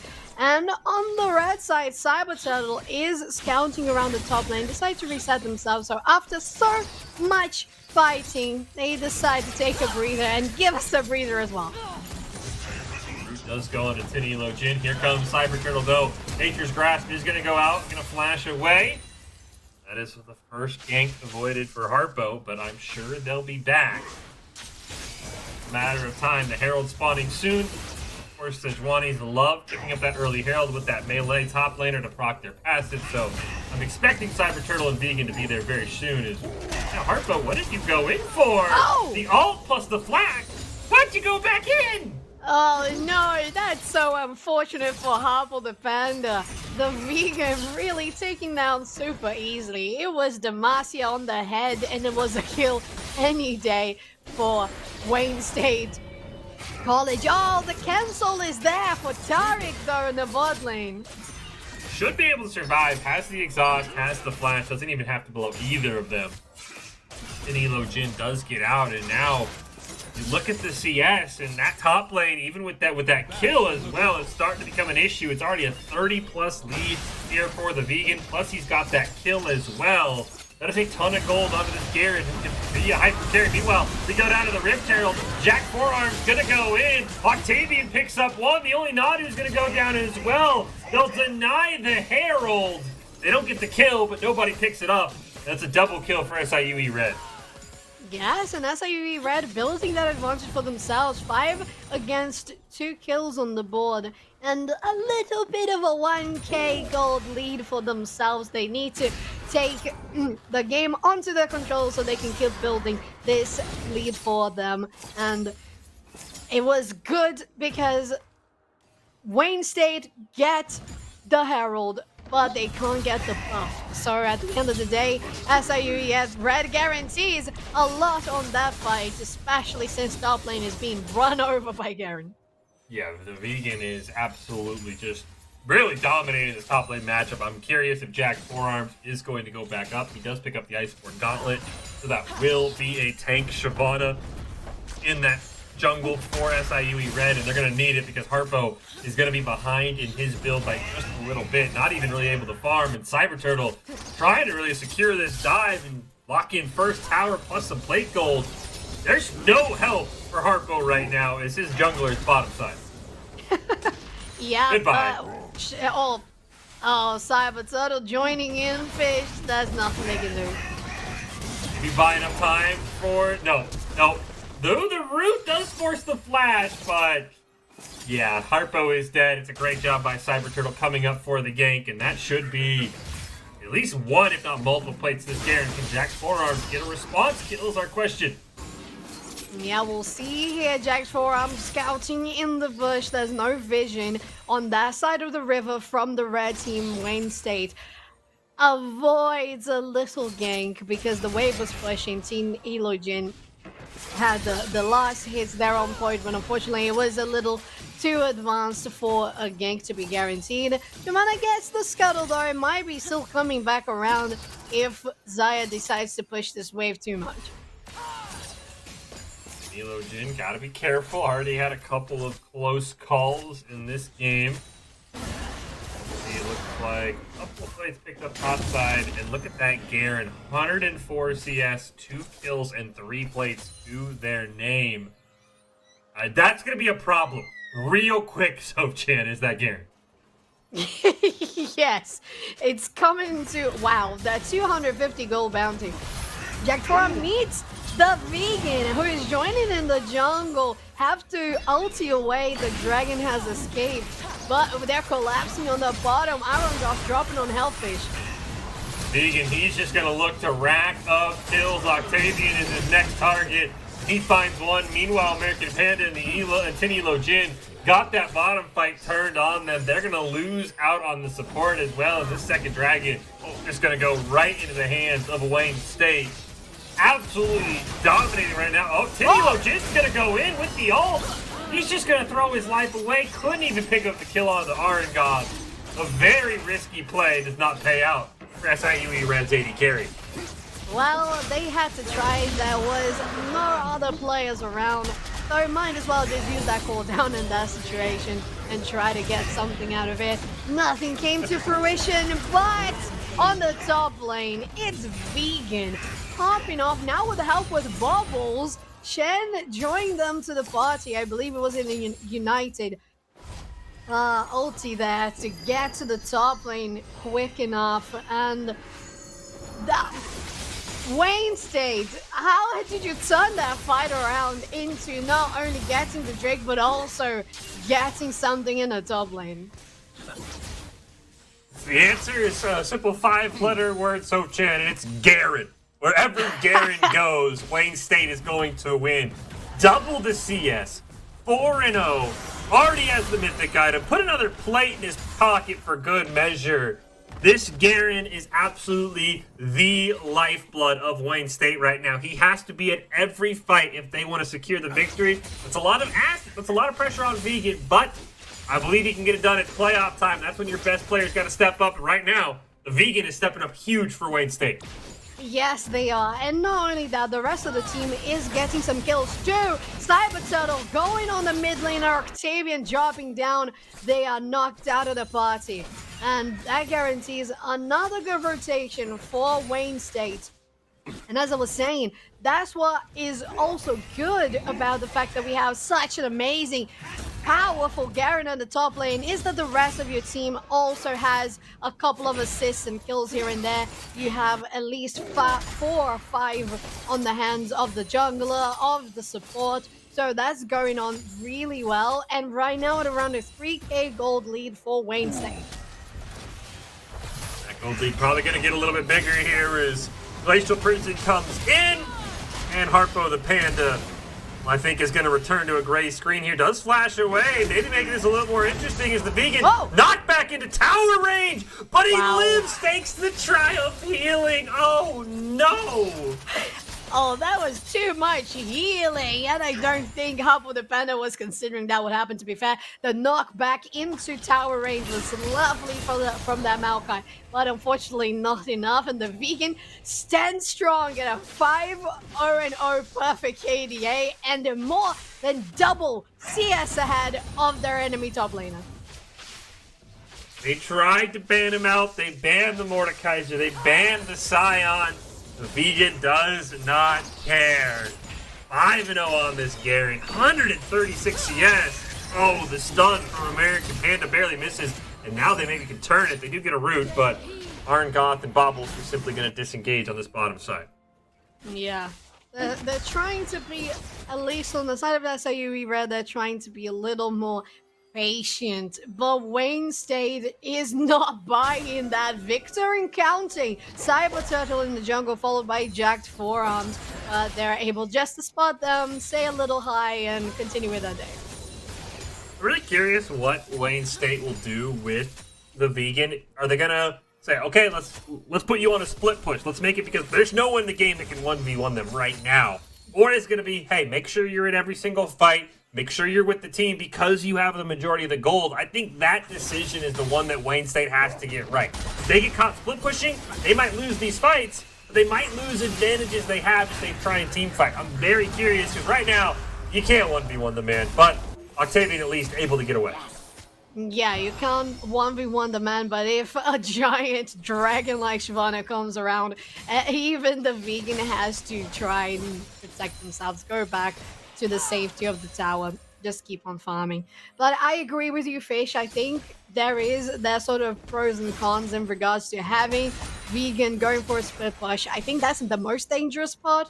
I would really want to see them in the team fights, because if this damage comes around in a 5v5 situation, the Vegan running for Octavian misses that one ability, but the spin to win is coming. Flash has to be forced. Octavian escapes, but with one summoner spell down.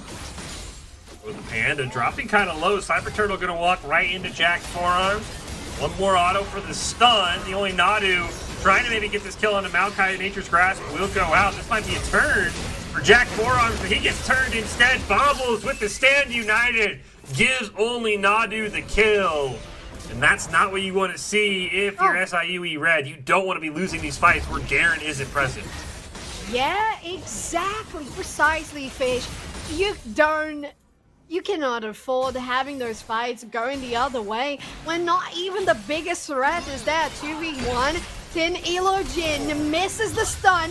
The ulti has to be popped. No, actually, the dodge have death rope. Oh, the rest of the team coming around. Fish, it's Shen, Bryce, everyone joining the party. Unfortunately, Tin Elojin falls themselves, and once again it's another aggressive attempt from the blue side that doesn't come to fruition, and Wayne State comes out on top.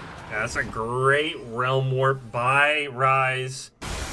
Being able to just put him and Bobbles down in that bot lane. Couldn't quite pick up the double, but they still get one more. And now Wayne State, the 6th seed, a 5,000 gold lead almost at 17 minutes, 11-5, 2 dragons to 1.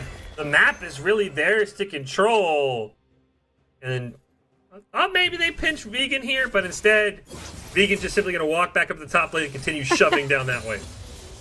Hey, yeah, and they can do it, right? They have the completed item, the completed boots, 500, and so much move speed granted from their abilities that Garen is just going to be allowed themselves in. They're gonna let themselves be into the party. They're not gonna crash in. The party is gonna become theirs when this Garen comes around. Octavian trying to get something here in this mid lane. Cyber Turtle also pouncing around. At this point, if we talk about a 3v3 or any sort of skirmish that is the equal number of players on both sides, it's going for Wayne State at this stage.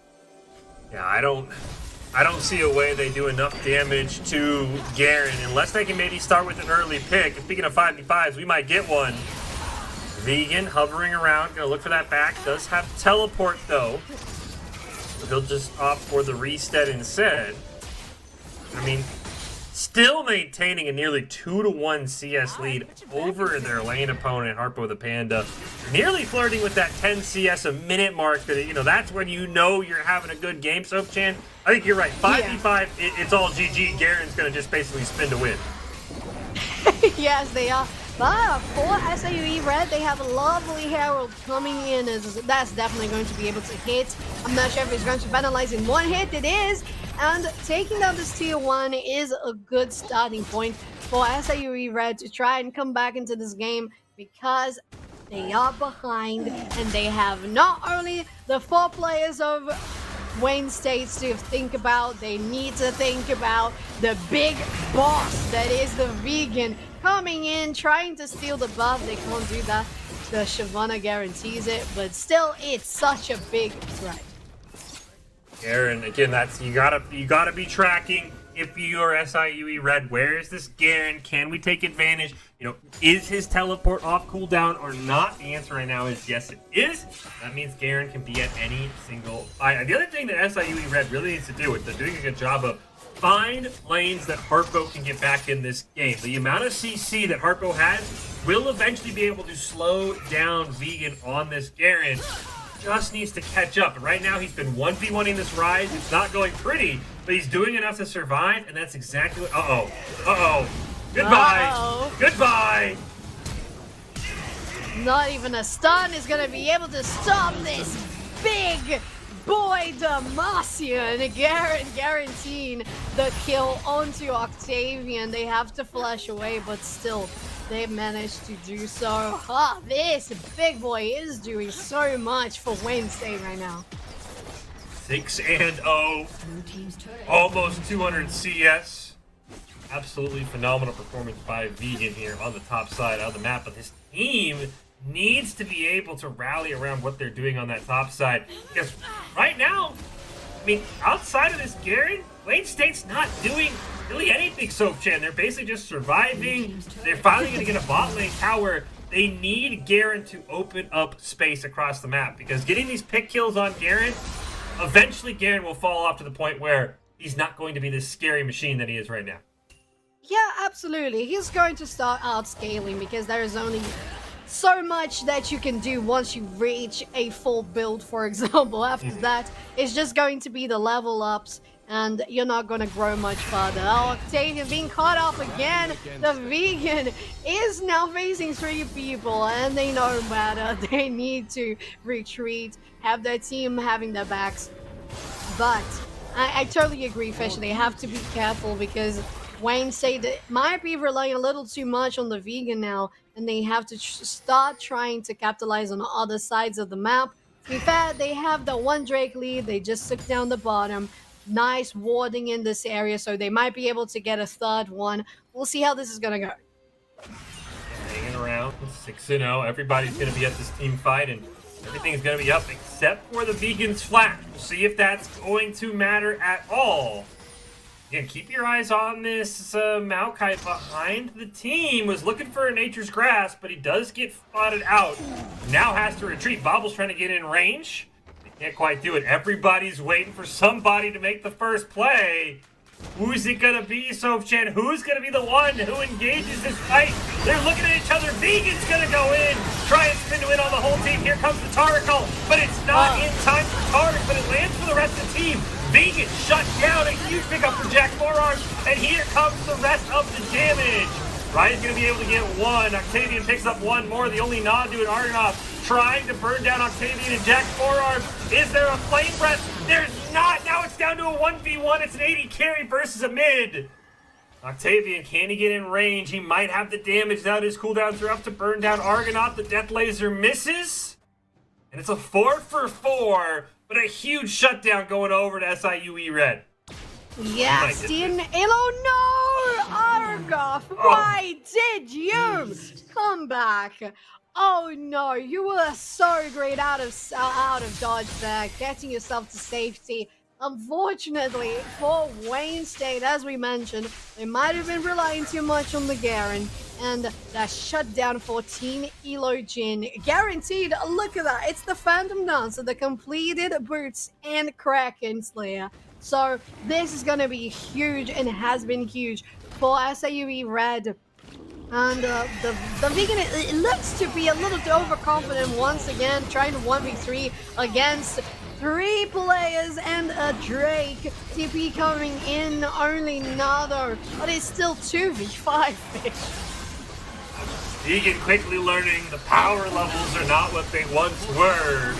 Nature's Grasp and push everyone back. An objective bounty even after the win. And now Vegan wants to go in. Glacial Prison going to come out here as well, but the Vegan is being absolutely melted. There is just simply too much damage. Octavian going to pick up one. Heart for the Panda going to flash away. Bobble picks up that. Jack's forearm. Can he burn down Argonaut? He picks up one. Can he get in range? Featherstorm going to go invulnerable, but the miss on the recall means there's not a kill for the Zaya, and once again, SIUE Red flexing their top seed muscle, picking up another team fight win.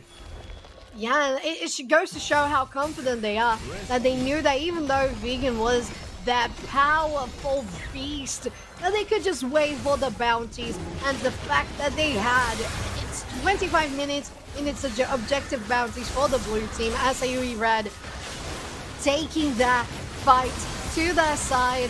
They're rotating for Baron, dealing a lot of damage onto it, especially with Team Elo Jin around the corner. The Aaron Goth can't even get there in time. It's a buff, another objective bounty, and SIUE Red, as you said, showing why they were higher in this bracket. Absolutely phenomenal. They kill that Baron just in time, as you said, Sopchan. They get the objective bounty. And that bonus gold actually pushes them into the gold lead. They have made up more than 5,000 gold in the last 2 minutes in those couple of team fights. And we talked about it, Sopchan. They had to play around the Vegan when they had the lead.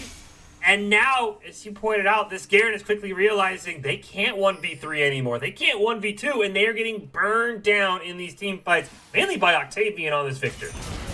Yes, exactly. The way they have been able to put those stuns down.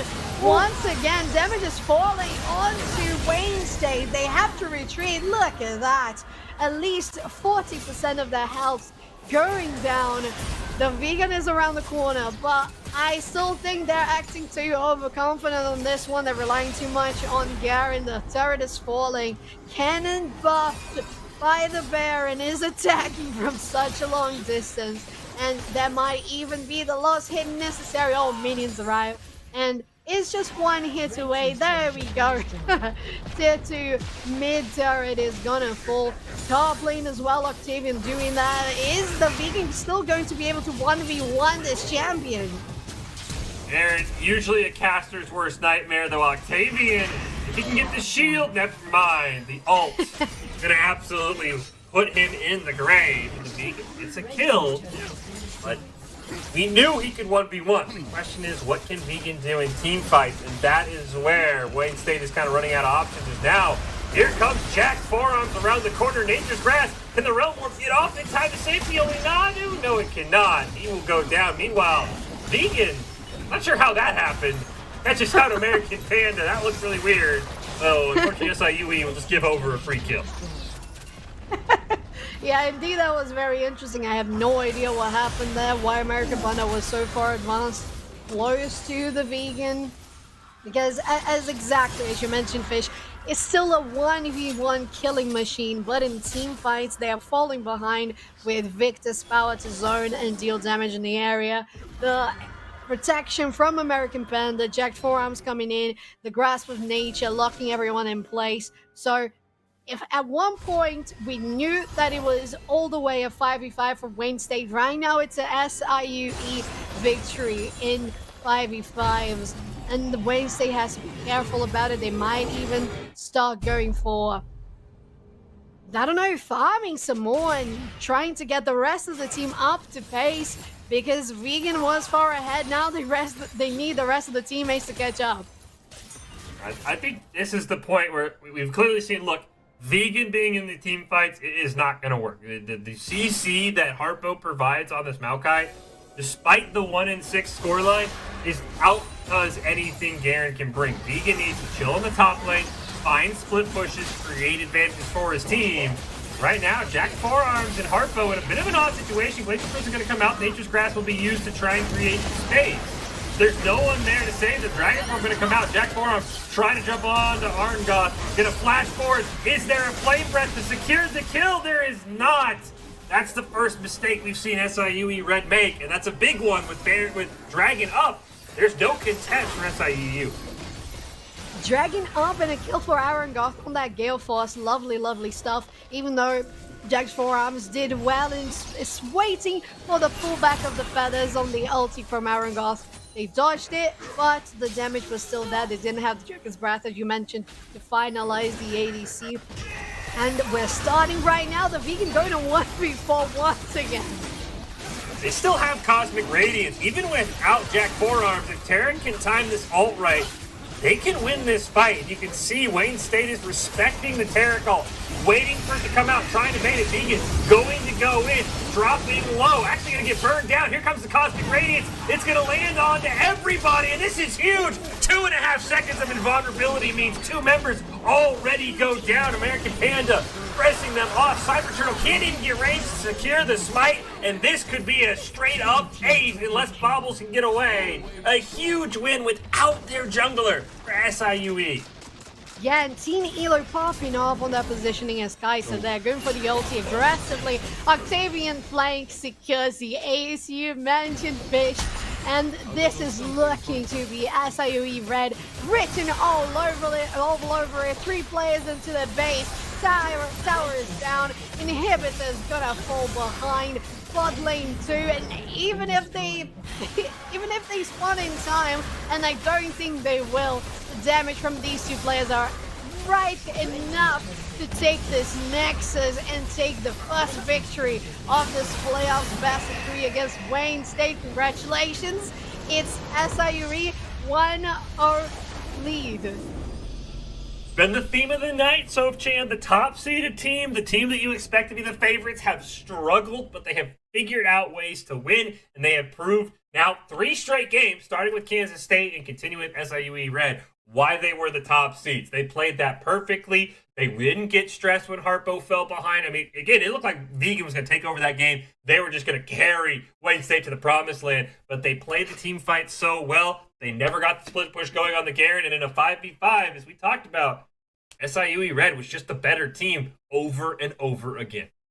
They were, and it really goes down to the fact that unfortunately, even though Wayne State was trying to get the gold on the hands of the other players, Vegan was by far the biggest threat. And when they joined in the party and SIUE Red said, well, we actually have a better team fight, and they lost it, and they started losing it one after the other, and Wayne State was probably feeling a little helpless because that was the biggest card that they had under their sleeves. It's not supposed to go that way. And then all of a sudden, SIUE Red proved that because they were calm, they were patient, as you said, even though Harpo was very far behind, you only need a good grasp of nature, a good HP bar to be able to be playing Maokai well. And that's why it has been signing so much in collegiate recently, Fish. So SIUE Red guarantee that 1-0 lead, and we're gonna jump soon enough into this next game of the best of 3. Stay tuned. It's just going to be a quick break. We're going to be right back.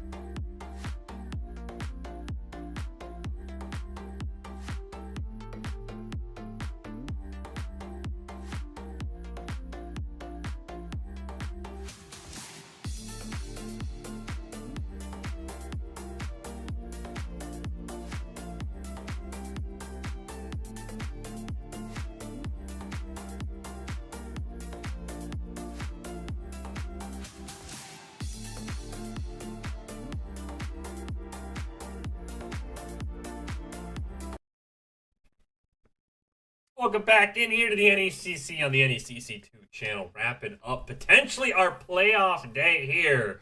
Fish and Shove-Chan calling all the action. It is a Emergence Midwest Showdown.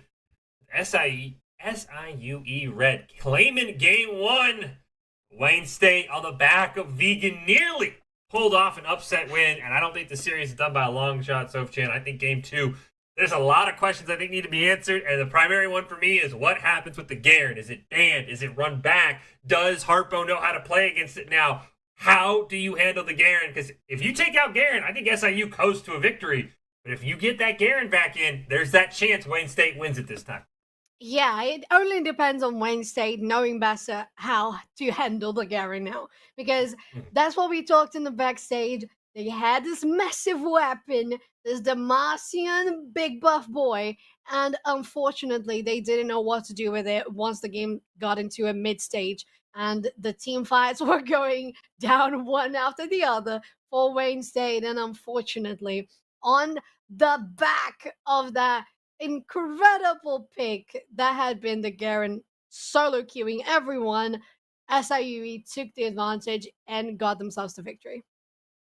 Yeah, I mean, as you said, you had Wayne State, you called it the big buff boy Garen. He ran into the buff Tarek, who was not lifting up himself. He was lifting up his teammates. He had a couple of fantastic ults in American Panda that really won his team the game, because when you become invulnerable for 2.5 seconds, that is more than enough time in League of Legends to just absolutely obliterate someone no matter how fed they are. And I think you're right. The Tarek, actually, that's a great question. Garen and Tarek, what happens with those two beefy Giga Chad men? The splash charts always flexing their muscles every time you lock them in. If Tarek gets through, exactly, yeah, every splash chart, you're just like, yeah, playing Garen, Tarek. But again, spin to win. Yes, spin to win. Press my ult and go AFK, and my team will solo them down. Two very different play styles. We'll see if they get to come back on the Rift. And you're spot on the money, right, Fish? If we talk about Tarek, we can compare that with the Zonias, right? Like with the stopwatch. Yep. It's one item. It has an immense cooldown, and you can't do anything. You become static. If we talk about Tarek, it's all the players you can get into the range, and they still can continue playing.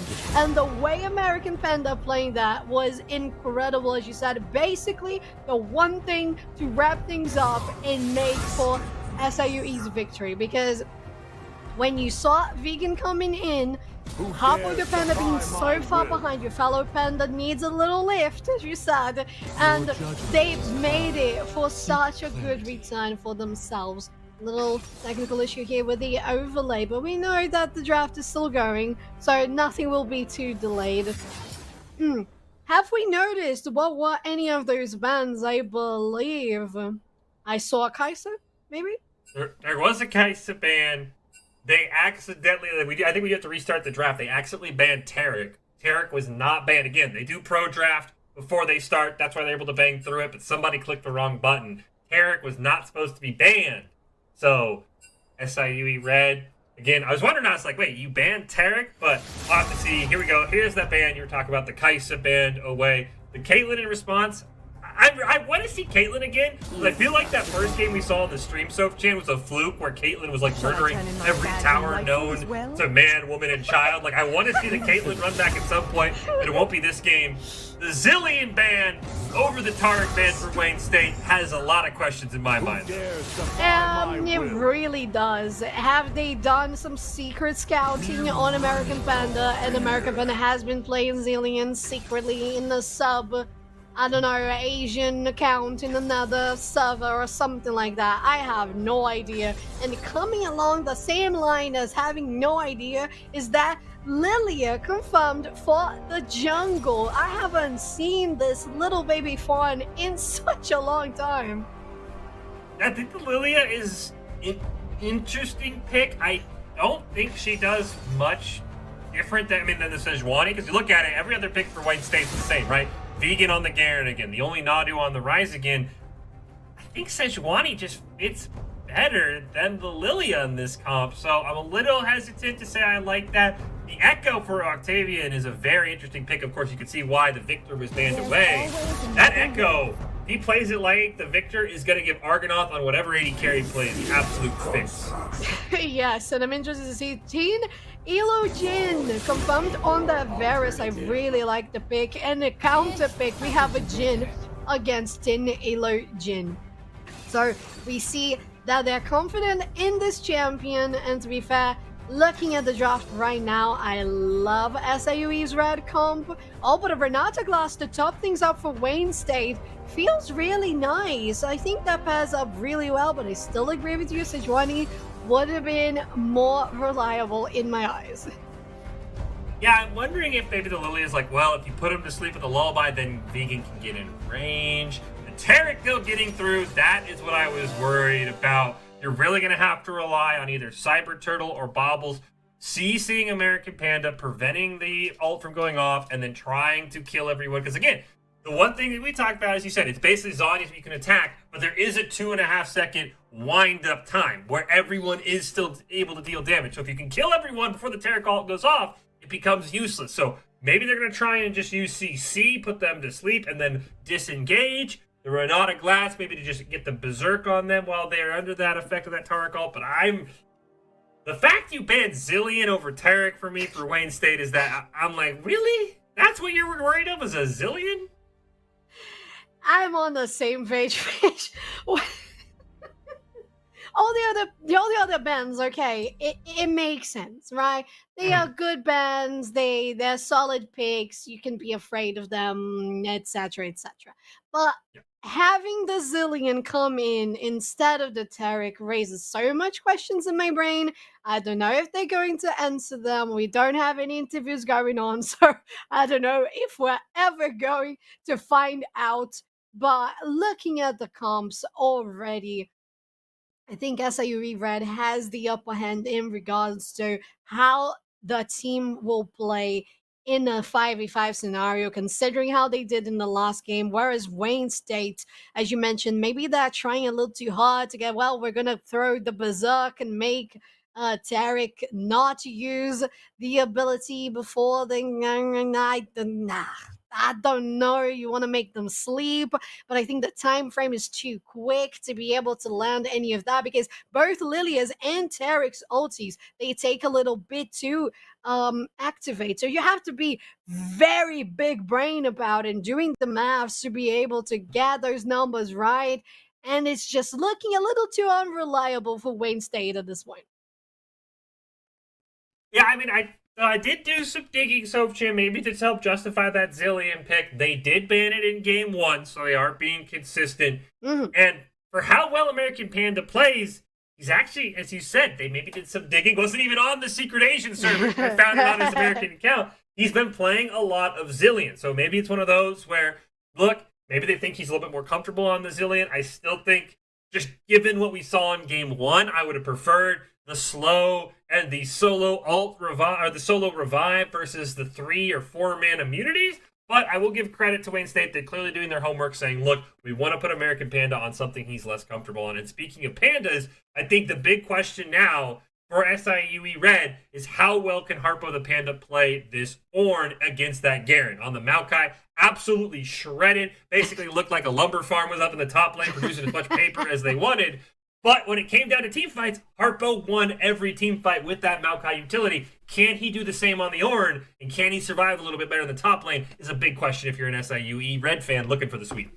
Definitely. And I think in regards to the team fight, Ornn and Maokai are going to be fairly similar, as we have been seeing in Collegiate so much.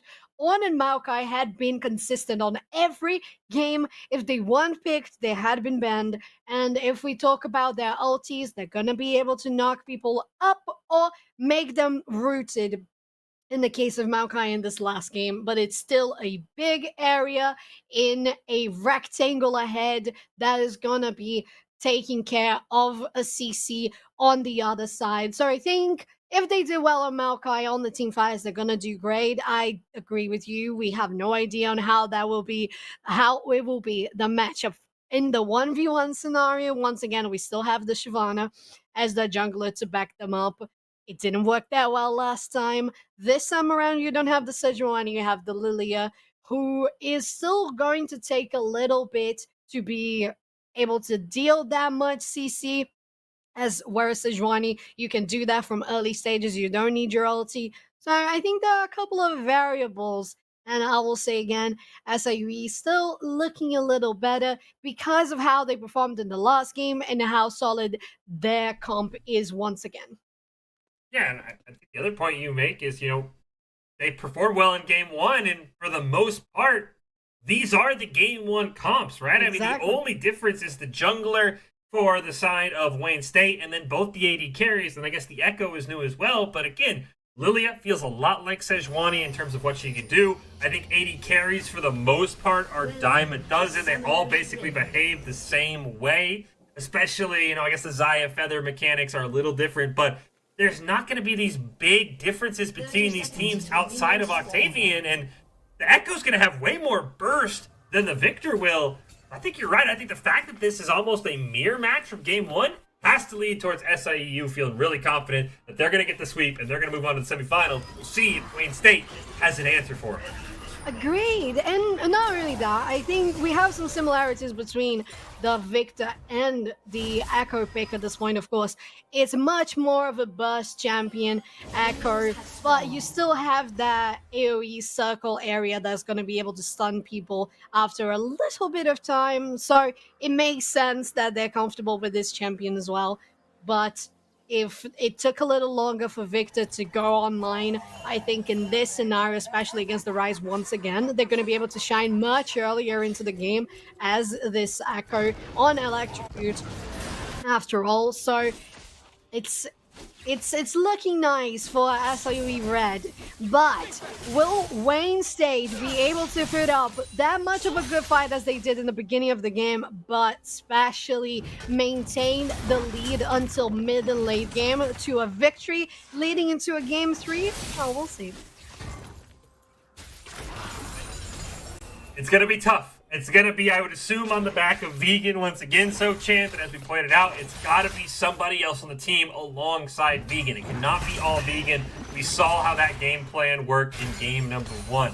Is it going to be Arengod? Is it going to be the only Nadu? Maybe Cyber Turtle can get involved in other lanes. Somebody else for Wayne State needs to make an appearance here. Kick off game 2. We've got some poke across the map. So far, too exciting happening. Stun gonna go out on here to Bobbles. This could be some quick burst damage. Brute does hit Tinilo Jin. American Panda, it's handshake forward. Ignite gonna land, forced to flash away. This could be a huge first blood. And they pick it up. Bobbles will get it, but they'll take the gold nonetheless. I have to say, that was a misplay coming from American Panda. Oh, so close to stun. The Brute hits Tinilo Jin dropping so low in health, but I have to say it was a misplay coming from American Panda because they went in as soon as their enemies got level 2.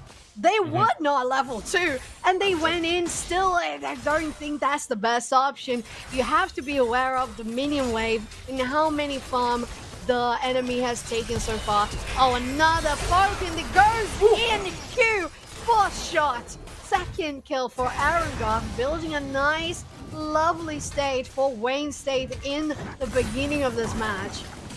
That's what Wayne State needed. They needed somebody else. And this bot lane has answered the call. They took Jin away from Tinilo Jin. Right now, they're looking really strong as they are able to pick up a plate, though. Arengoth might have actually ran away from that plate and missed the bonus goal, which is a little bit interesting. I'm not quite sure if he was able to get it or not. It looked like he was running away as it was being attacked, but so far, you've already built up a 1,500 gold lead. You're 1-0-1 on both your bot laners. Wayne State, they're having early game success. And the question is, Sochan, can it translate to the end of game success? Because it could not in game number 1. Yes, and it's going to be similar, right? If they don't make a huge difference in regards to their mid-game, it's going to perform the same as it did last time. Instead of Vegan being the one popping off, that is Arengard. There are 2, well, they don't have the 2 kills, but they have the amount of gold of 2 kills. And they have been pushing ahead. Oh, toppling though, Cyber Turtle goes on. They managed to escape. But overall, it relies on Wayne State knowing how to capitalize on this early lead. Cyber Turtle hanging around in the brush in case Harpo pushes a bit too far forward. Ooh, puts the ward down. Able to charge away. Meanwhile, Octavian dropping very low. The only Nadu is out of mana, though. Can he auto-attack him to death? No, he cannot. He burns the flash. But unfortunately, he did not have enough AD damage as the Rise was out of mana. I have to understand how Octavian held on to that flash and did not use it.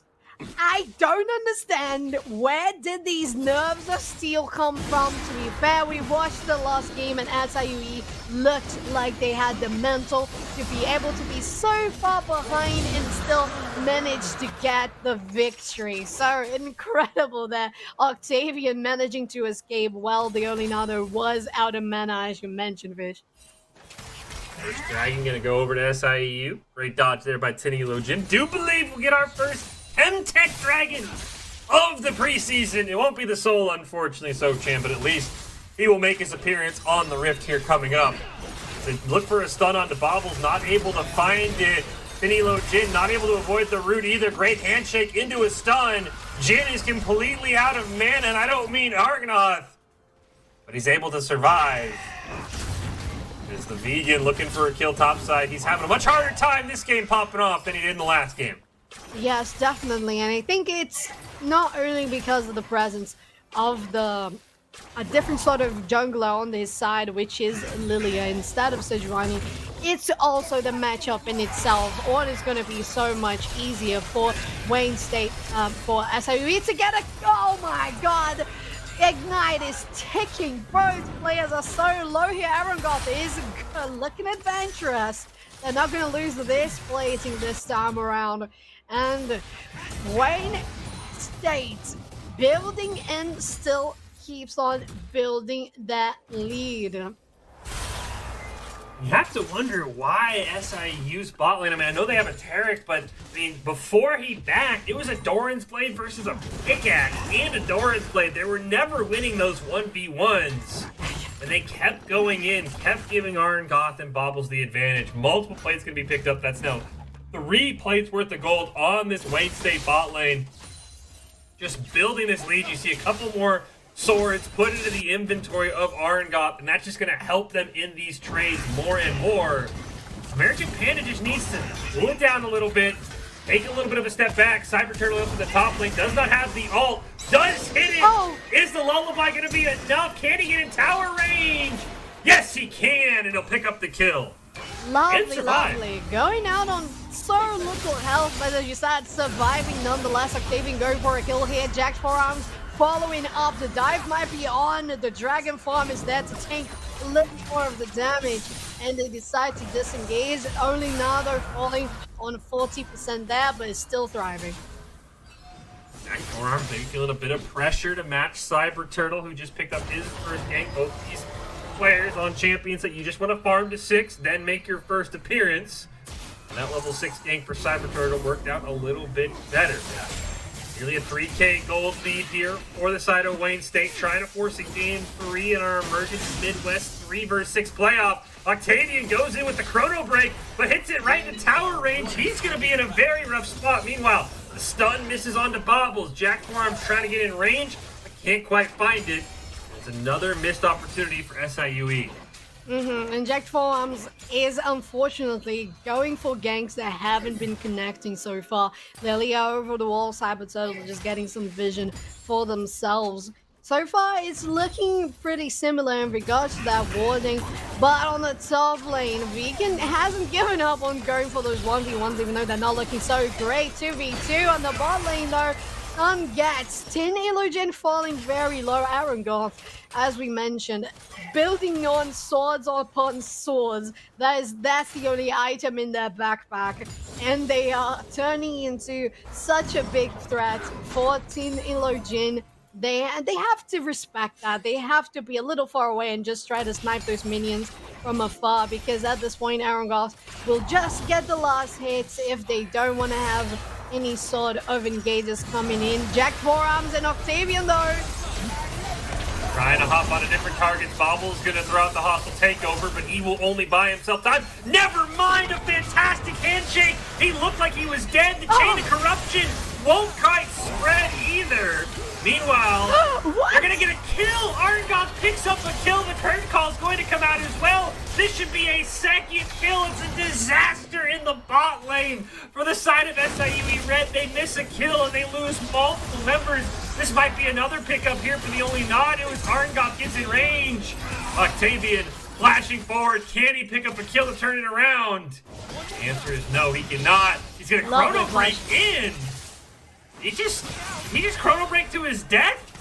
I think he did so, Chan. Can he pick up the return kill? No, he cannot. It's a disastrous game, too. Oh no! SIUE Red, what happened to your performance in the last game? Unfortunately, when you were trying to be a little more assertive this time around, it hasn't paid off. Wayne State nailing those counters. Unfortunately, 14 Elogin, they were just at the edge of the turret and I think they got shot by it a couple of times. Aaron Goss guaranteeing the 4 shots on them to secure the first kill of that engage in the bottom lane, and then cut and call fell. Everything was just going into Wayne State's side and collapsing for SIUE Red. Saw that tower dive perfectly executed in the top lane. Cyber Turtle dies, but it was down to the tower.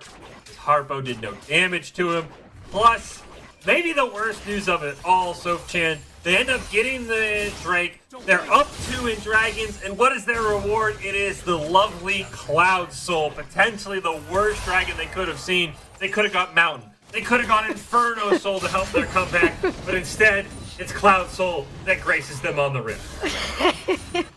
The one thing we have fearing the most in this game, Fish, in this broadcast today, is the cursed Cloud Soul that has been cursing us all throughout NECC all season. In the mid lane, though, Octavian getting a lot of those hits landing on their heads. Bubbles positioning super aggressively, denying any farm on Tina Login and Aaron Goth as well. Now with a completed Gale Force, it's gonna be able to do a lot if Octavian can't pull off this lovely game. And the corruption are going to land. Hostile takeover will come out, but the 4v2 bot side, this should be an easy double kill. Arngoth will go down. Unfortunately, the shutdown goes over to the side of the support. They pick up Bobbles, but that would have been a huge gold infusion onto Tinilo Jin. Instead, he has to settle for just 1 assist. That's not what they wanted to start this comeback.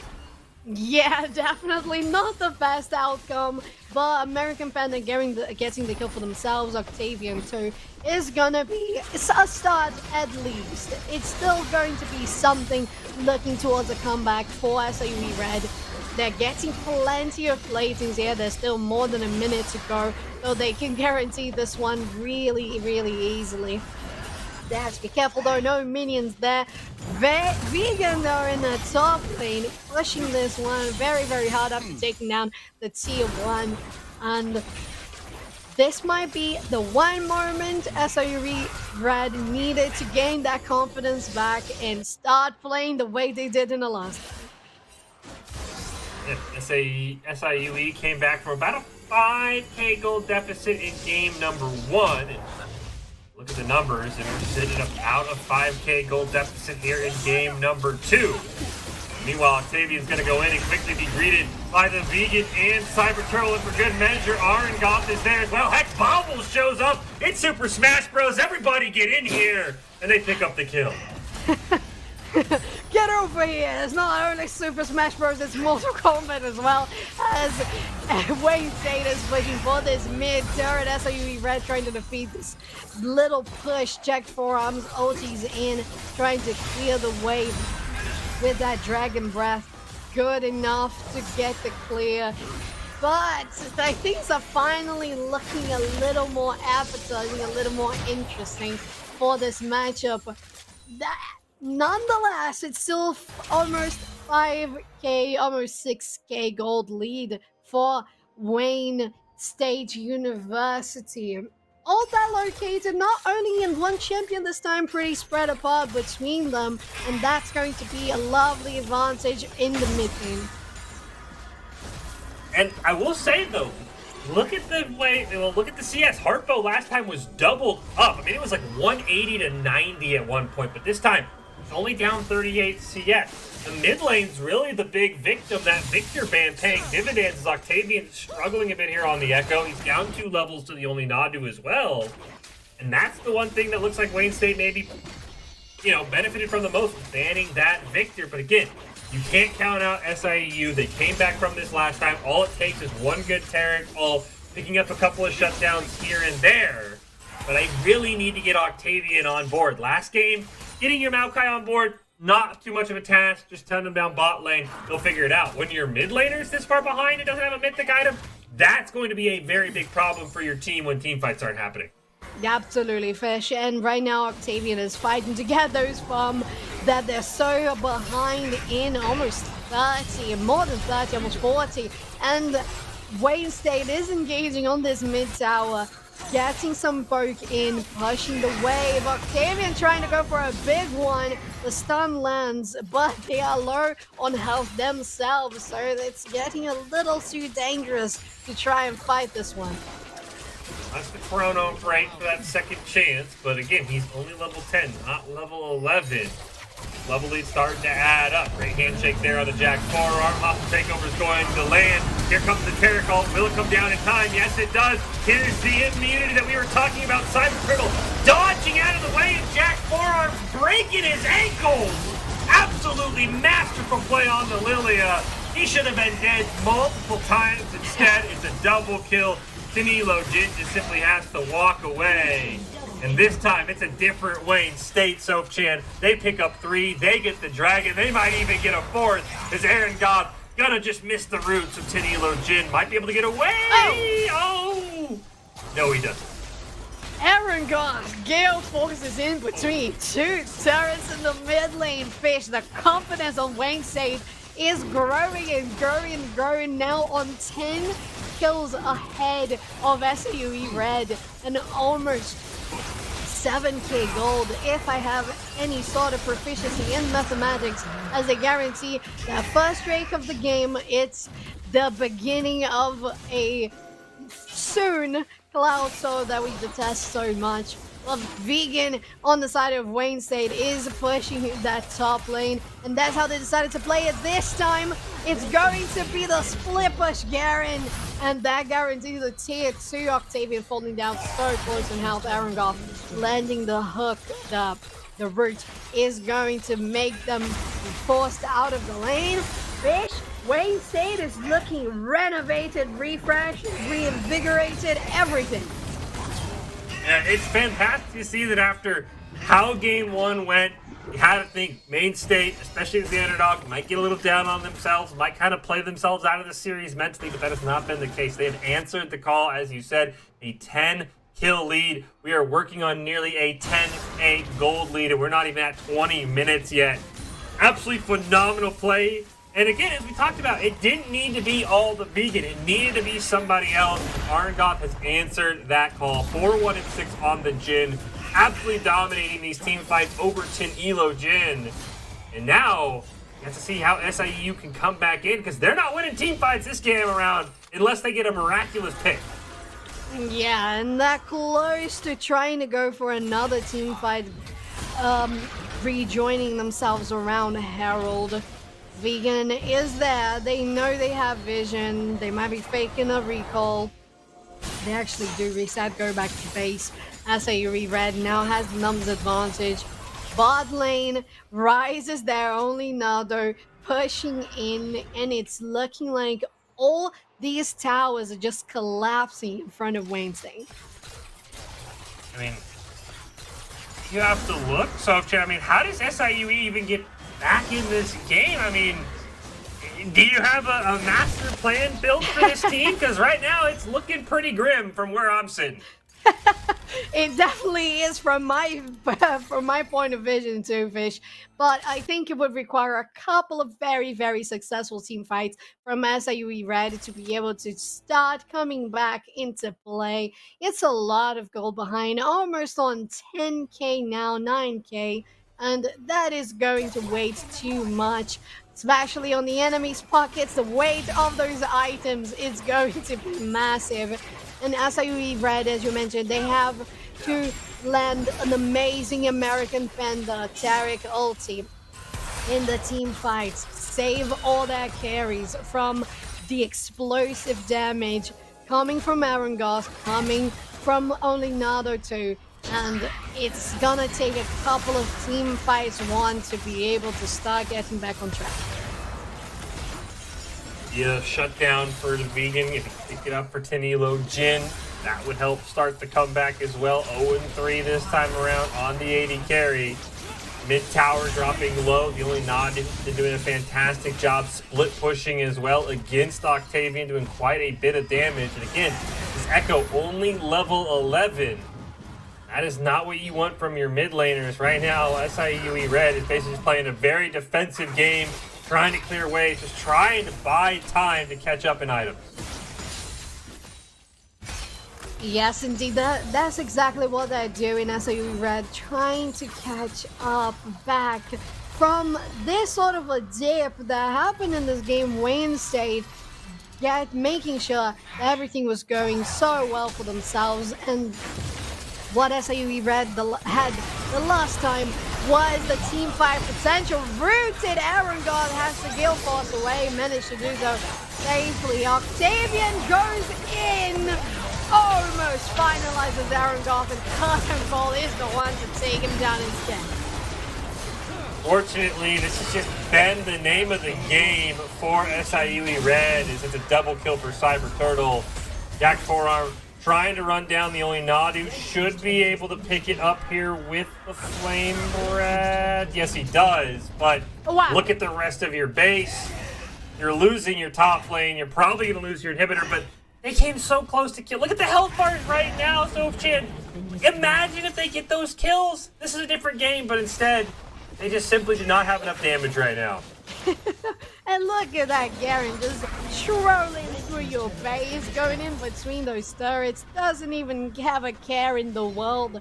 And while they were doing that, all of the players, most of them on the side of SIUE Red, were still respawning, counting down since being back into the rift, back from the dead.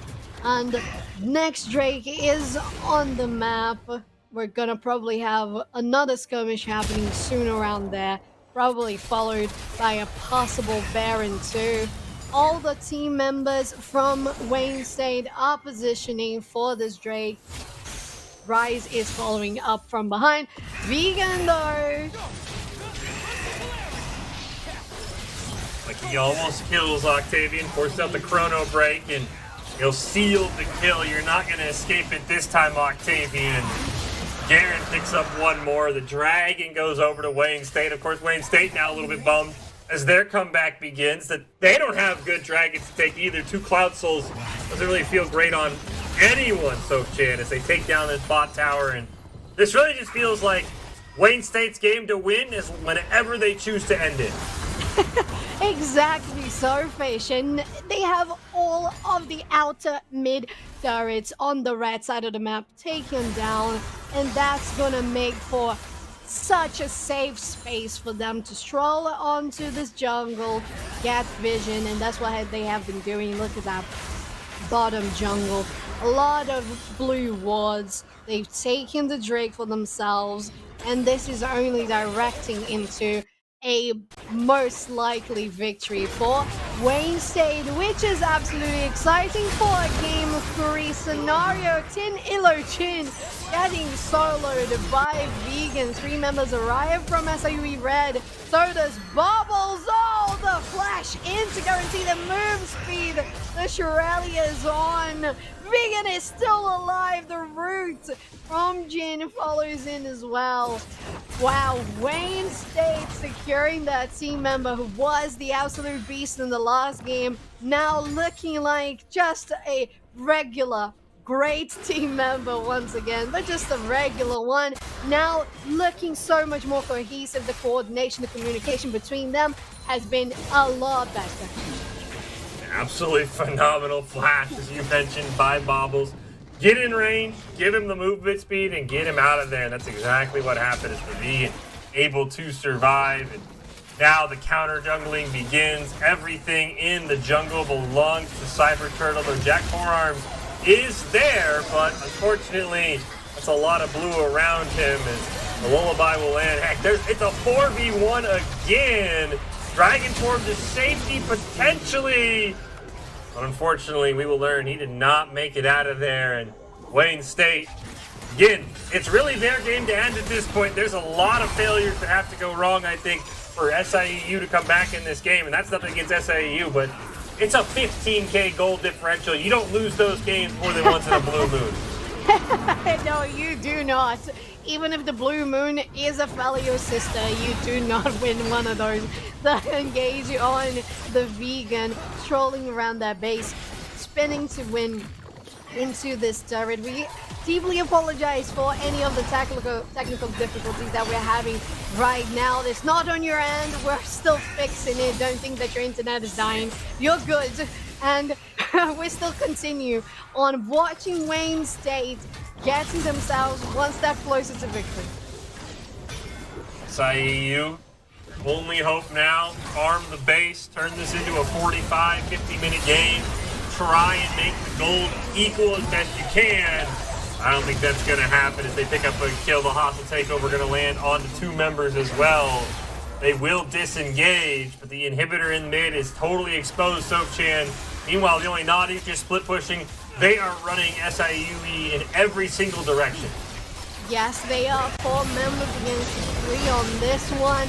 The dragon brings people into their base, but they don't even care. They want to be here. They're making this base their own.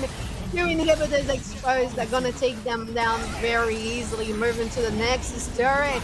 And as you mentioned, more than a 15k gold lead is not something that you can surpass. I am sure that even though the image might be a little scuffy, we are writing saying that Wayne State is so close to getting the equalizer on this one, getting this to a game 3. Oh, look at SIUE Red though. This is what they needed. They need to do that about, 10, 15 more times, Sofchan, and they can maybe start to slow. I mean, they want to fight, and it's a 14k gold differential. That just tells you all you need to know.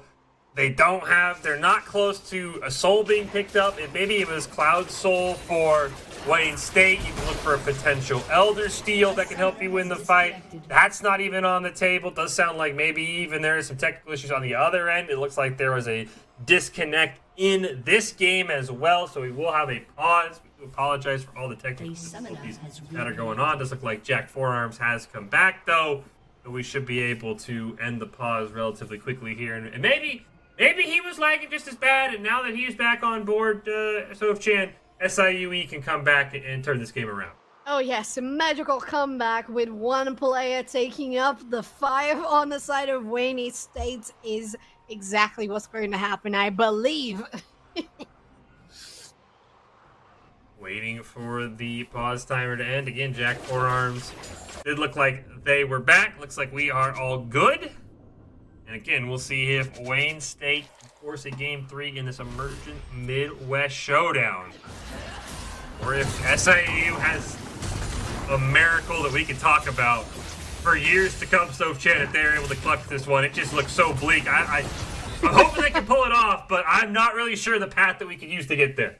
Yes, I am definitely not optimistic at all, unfortunately for SIUE Red, but to their advantage, they have 1 game lead on the series. It will still be, if it's a victory for Wayne State, it's still going to be a 3-game scenario, so the tiebreaker will happen afterwards. Only Nago though, getting engaged by Jack Forearms and the rest of the SIU team.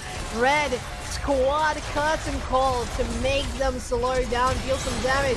Cyber also arriving the vegan on them, getting the sleep on 3 members, and once again Wayne State gets all the shutdowns necessary. 3-0 on that side. And that should be enough for Wayne State to end it, you have to think. Only 2 members left, the Ornhorn and Octavian, hoping for a miracle. They are able to take down the only Nadu and pick up at least one of those bounties, but I think that will be the only one they're able to find. Is this should be Wayne State. Back to tower, Wayne State. Back to tower, Wayne State. We believe in you. Please. There we go. That was some damage there now for the Jin Force shot. Securing that one. Next one coming up. Wait. Oh, what? Oh my, why are they extending this? It doesn't, there is no need for it. A 15K lead. And again, I think Wayne State can really end this game whenever they want. They're choosing the safe route in the playoffs, Sochin. They'll secure the dragon. They'll spend their gold. But the longer this game goes on, the only thing you're doing is giving more and more chances for SIUE to come back. I mean, you look at the item builds, you're running out of inventory room, and the gold you gain when your inventory is full means absolutely nothing, Sochan. They're asking for a miracle comeback here the longer they play this game. Yes, I would say that going for the Drake, not pushing for the game, it's not the safe route. The safe route, and we mentioned that in the previous match, in the previous series that we had in the Challengers Midwest Conference, that was a point where you saw, okay, they're going for something safer, taking Baron and then taking the game. But that was not a 15K gold lead. That was not it. And this is what we have right now. So there's no reason to do any of that quote-unquote safe playing because they are already ahead. And as you said, you're going to run out of inventory. Your enemies are going to complete their inventory themselves, and you're not going to keep on scaling. The ornaments are going to come online as Harpo the Panda levels up. There's just too many things that can go wrong. Here's the Baron. I think this is where, look, you can't end the game by the time this Baron buff expires, Wayne State, then something seriously will have to have gone wrong. They pick up the Baron. They'll look to maybe re-engage here, but they need to end this game soon because right now, as I said, all they're doing is allowing the top seed in this matchup, the higher team, SIUE, to find a way to come back. Curtain Call falls. It's Derek, Ultimate as well, coming to save everyone on the side of SIUE Red. Things are happening before our eyes, even though we can't see it that much. Wayne State getting the kills though. Aaron Goff being chased by Jack Forearms are gonna be able to land it. Are they though? Gale Force to safety, being targeted by the turret. Aaron Goff falls, but so does SIUE Red. Nexus. Wayne State takes us to a game 3. This time thoroughly outplaying their opponents, leaving no room for doubt. They pick up a game 2 win, and now we will have one winner-take-all game, Sochan, between SIUE Red, our 3 seed in the Emergence Midwest, and Wayne State, our 6 seed. I'm going to say, the way these games have been going, feels like Wayne State might be the favorite for this final game of the night. I agree, Fish. I would have to agree with that. Not only that, I think that Wayne State found the confidence. I think they were so sure that the Garen was going to take everything in the first game. They became a little lenient and thought that it was just enough to have that one piece of the puzzle. But you have 5 pieces to complete the puzzle, and it was just one that ended up being the one that was out of place because every time Garen tried to go in, they had all the damage, they had all the items, but they couldn't get close to the enemy, so they would end up falling before they could even try to do anything. And in this game, Wayne State proved that they're worthy of going for the semifinals of the Emergence Midwest Conference, and that they can take this game 3 on their hands if things go well. And I think if we were mistaken, the Zillion was absolutely scouted, as you mentioned earlier, Fish. So they have been keeping a good eye on their opponents, and I think good things can come out of this sort of strategy. Yeah, I mean, I think it really all started with Baubles. We've been talking about the supports. Baubles played it perfectly. We'll take a quick break. We come back. It's win or go home. It's game 3 in the Emergence Midwest. SIU Red taking on Wayne State. Who's moving on to the semifinals? Whose season ends tonight? We'll find out right after this.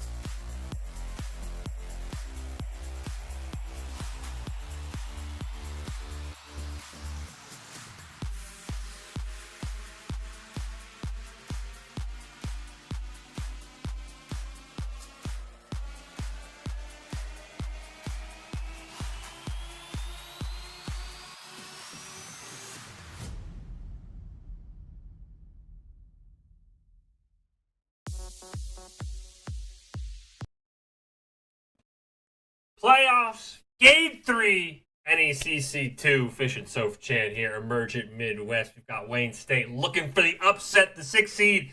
Taking on SIUE, the 3 seed, after a dominant, I don't even know if that's the right word to use, Soph Chan, because it was an absolute blowout in Game 2. Wayne State is here. They're ready to go. They're ready to pull off the upset and move on to our semifinals. Yes, they are dominant, snowball, rampage, steamroll. What else? What do we have? Destruction. A knockout, destruction. That's, oh my god. I don't think we've seen a game here on NECC of over 15K, right? Yeah. I'm saying this and it doesn't feel right. I think it hit 17K at one point. Gold lead for Wayne State, the one team that seemed to have everything on point for the first match of the series, ended up falling massively behind on the team plays, on the 5v5s against SIU Red, who guarantee the first win for themselves. But as you said, Fish, it is Game 3 of the Showdown Emergence Midwest. And once again, these two teams are going to meet, and this time around, Wayne looks so much more confident. So what do you think SIU Red has to do at this point to try and make that confidence crumble? Biggest thing, I don't think you let Garen through. I mean, was it closer in Game 2 than Game 1? 100%. But I think, as you said right there, SIU takes it away. I mean, that is an absolute. That's what I like. Number 1, number 2. Gotta find something Tin Elo Jin is comfortable on. That man did not look comfortable on that Varus at all, especially Octavian as well. I think if that Victor is banned away by Wayne State, that's going to open up some possibilities. Octavian, I'd like to get him on. Probably that Victor again would make me feel confident. We'll see what Vegan's got in his sleeve, because there's no Garen, there's no Seth, there's no Mordekaiser. The champion. The champion. It's Jax going on this matchup against One in the top lane. I kind of like it. Jacked Forearms going for the Trundle against Cyber Turtle on the Zac. It's the second time we've seen the Zac today here in the broadcast.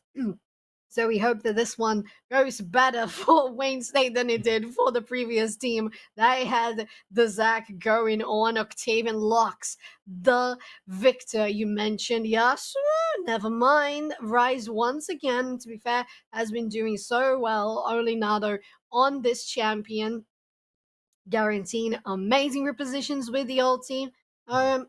So far, I think I like this one.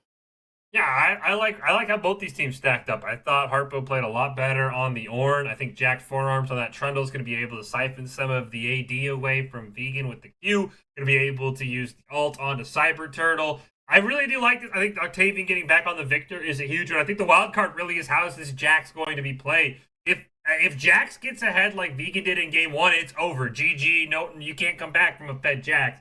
The Caitlyn run back here, the Zillion making it through, those are two huge ones. But Bobbles kind of bobbles it there. That should have been an instant lock Morgana. The Blitzcrank is fine, but we saw Kate Morgana run train on our first game of the day. Very questionable that you lock in the Blitzcrank when you had almost an auto win comp, I think, in your hands.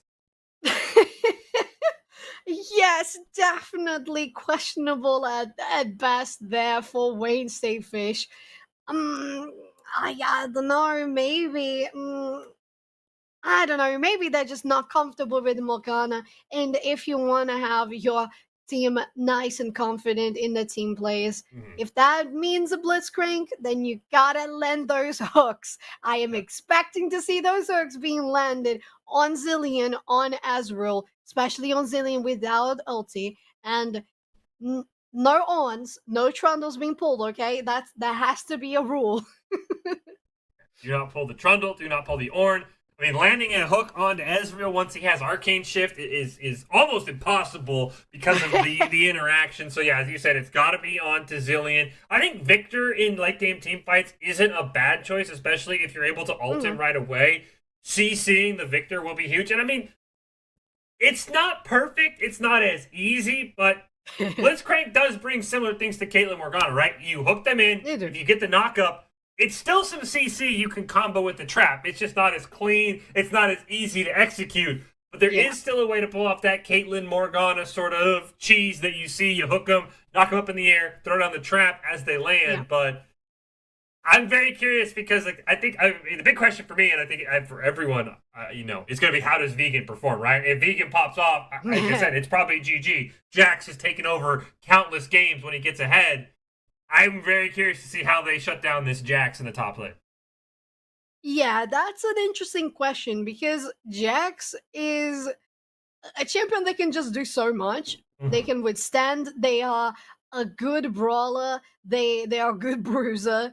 They can withstand damage. They can go away by jumping onto walls, by jumping onto another teammate, and disengaging more easily.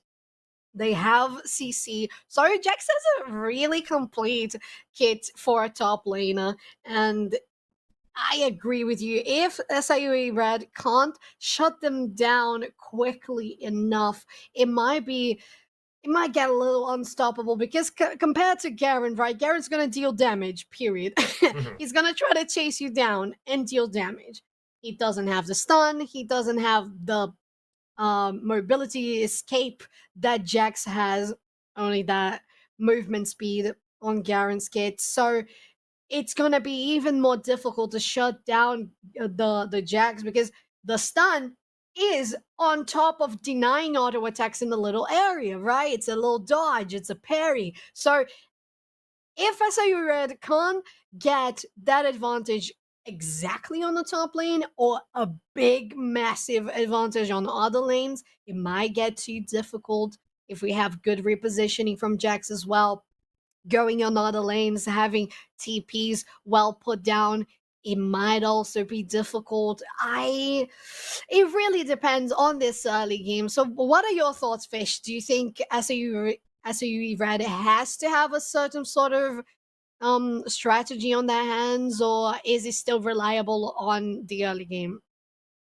I think the big thing is one. I do want to say Cyber Turtle picked the perfect champion to be able to gank. Zach's one of those champions who can gank from wherever. I think they have to have a top lane strategy. Now, is it putting Jack Forearms up there and trying to counter the 2v2? I'm not quite sure.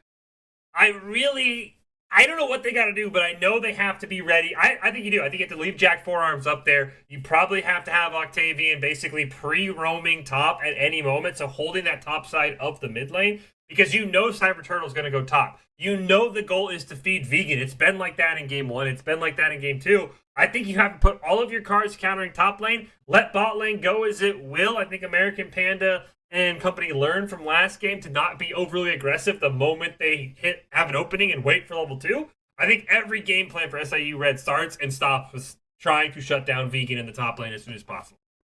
Yes, I agree with that. I think that's a good sort of plan for SIUE Red. They have to do that deny on Vegan since it's so clear that they're going to go for Vegan being fed in the beginning of the game.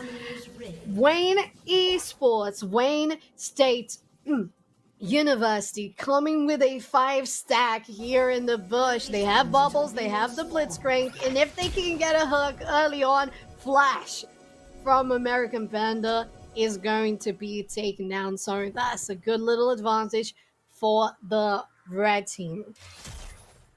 Yeah, it's basically, I mean, outside of getting a kill, it's a perfect start. You put the flash on cooldown. Probably would have liked to seen that ward go on to the actual red buff itself. Be able to give a bit more vision, see where Jack Forearms is going to go. Because I don't think they're going to get that vision. So outside of the flash, they really didn't get a whole lot from that invade. But I don't think you can complain. Again, there is the whole game plan for both teams right on our screen. The Vegan. What does he do? Can he pop off? These are the questions that are going to be answered here in Game 3 as we get things going. We getting things going. A couple of things on the map. Red team's signaling that bottom lane. And the fact that they might have seen the two players they're hiding in the bush as they are getting the leash on the blue buff. Aaron Goff on that lovely Caitlyn Battle Academia skin. Amazing graphics. And the the highlight will always be Vegan and how that plays in the top lane against one already. Damage going on to Harpo the Panda. That dealing the as close to the tower as they can be. Nice dodge from Team Elo. Jin and Wayne are looking very, very aggressive.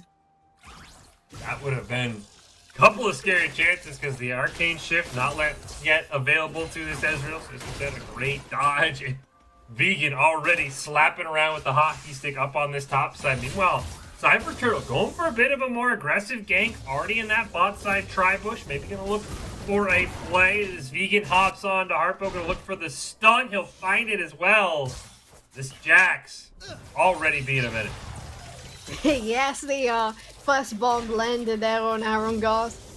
Right now, nothing much is going to happen in the bot lane. We saw how Caitlyn plays against Azrael, and she's going to take the range, the damage all day. Jack for arms though, going on bubbles, a lot of damage onto this Blitzcrank, falling on 20% of the flash forward, and the skill shot lands. Tin Elo Jin securing the first blood. Bomb is gonna get the second one. American Panda and both bot laners from Wayne are starting on the wrong side of the bed.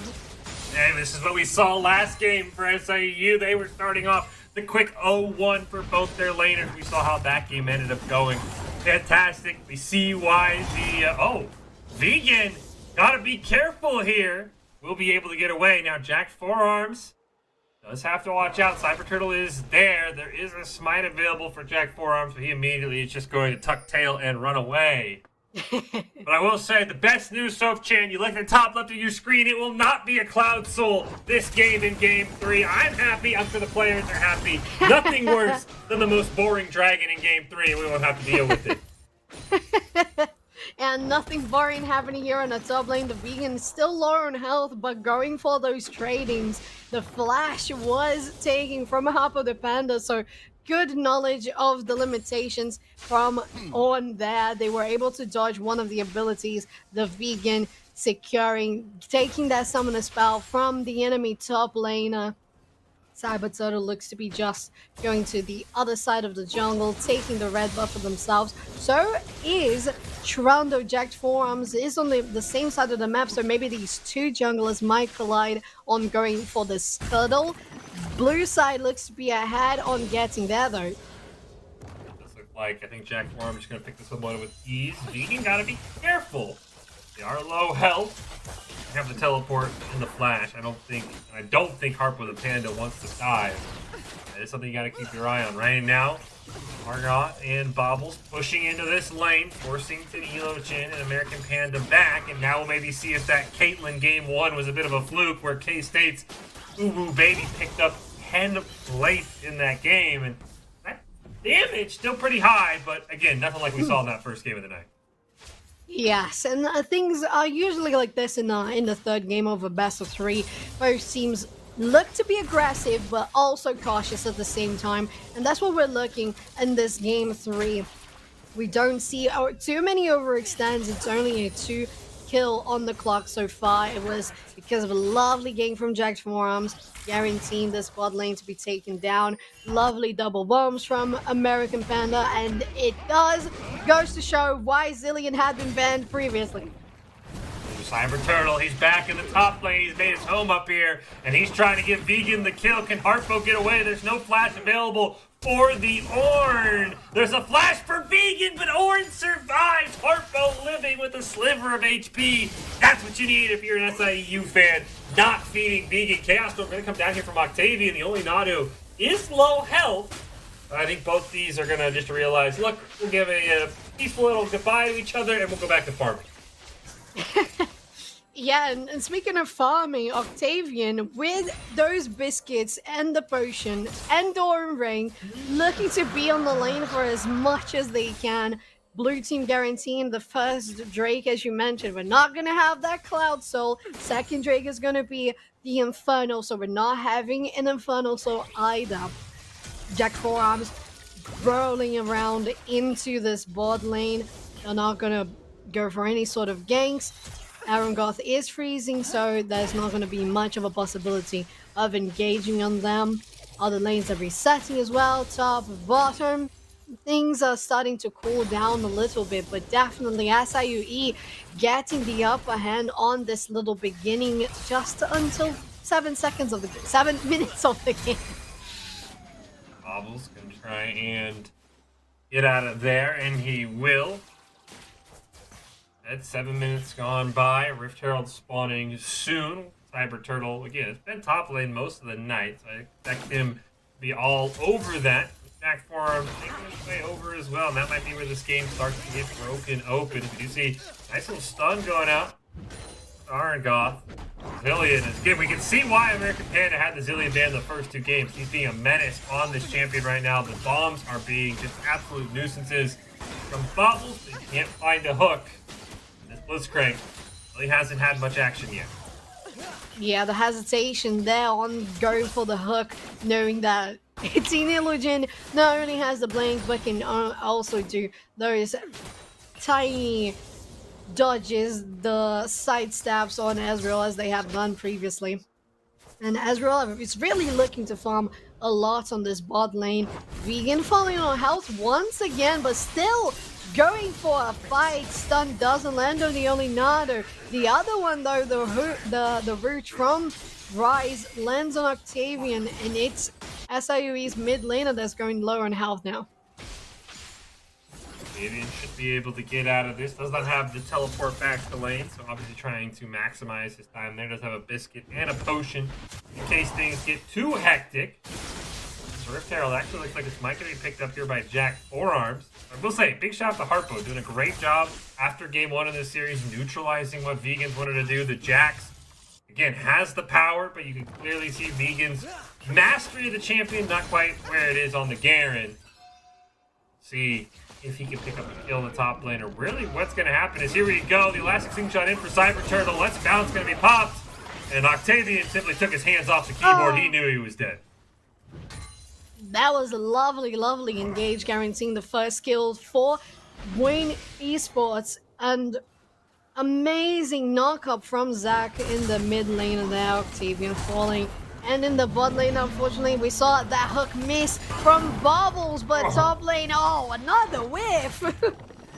They still might find Vegan here. Subjugate going to go down. Harpo taking tower shots. We'll have to end up running away, and the whiff on the Call of the Forge God gonna save Vegan's life. But I believe Rift Herald's gonna be dropped. Vegan still has to be careful. This could easily be a dive and a kill if they execute it properly.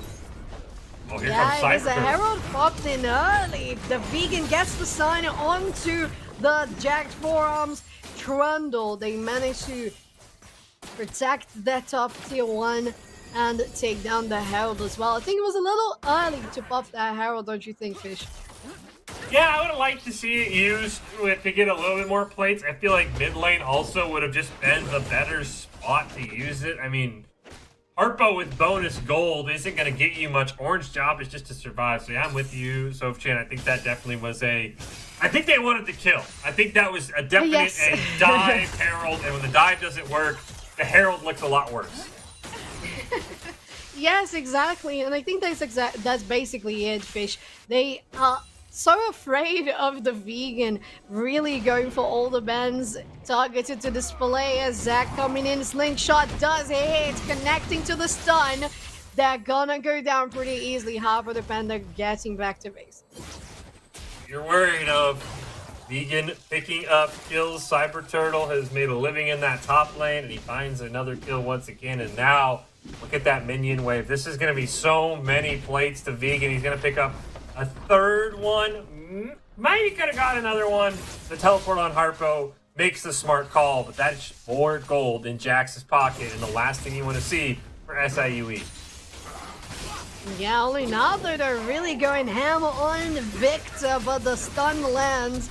The storm is there, but Flash coming from them.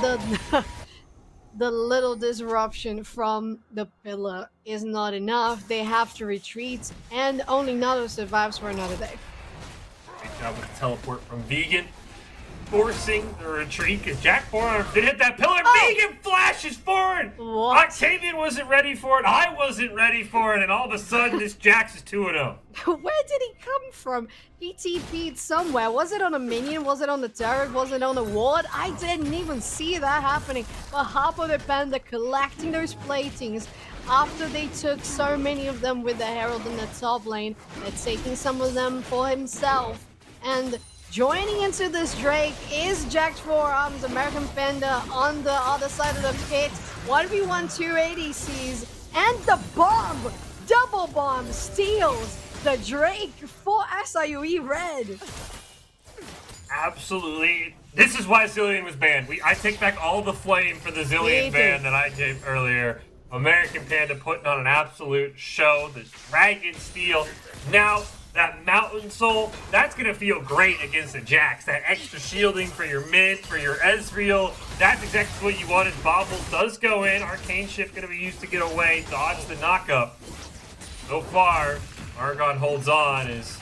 Looks like we've actually got a bit of a lane swap here, at least for now. The only Nadu holding top lane is Jax is in the mid. Meanwhile, Tinilo Jin goes in, does have the Zillion ult, and that'll force the side of Flame College to disengage. Meanwhile, this Call of the Forge God lands, and I don't think you're getting out of this one, Nadu. Harpo picks up the kill. Yeah, this time around is Ornn coming out on top. But, well, at the end of the day, it's not the vegan kill, it's a kill on only Nado. So still, the Jax remains the champion of this match, and how we have seen the potential coming from this player, but the flash away from Octavian, outplaying the champion, getting the crown for themselves. Lovely, lovely plays. Great gravity will there to secure the stun with the Chaos Storm. You have to wonder what the lane swap was for. Now Argon has to be careful. Tinilo Jin trying to go in. Flash going to land, but the Qs are also going to land. Tinilo Jin picks up the kill. SIUE taking over this game 3, now building up a 2K gold lead. That lane swap was just a huge detriment for Wayne College. That's where kind of everything's falling apart for them. It's very true, exactly. So, not having the vegan in the top lane allowed for Harpo to be able to get those kills, to allow Jack Forearms to go on those engages, capitalize, guarantee that things were gonna go well for SIUE Red. And in the bot lane, to be fair, Team Elo Jin and American Panda on that Zillion have been popping off by themselves. Hook is on, but so is the bomb. Ultimate is there, but it's 3v2.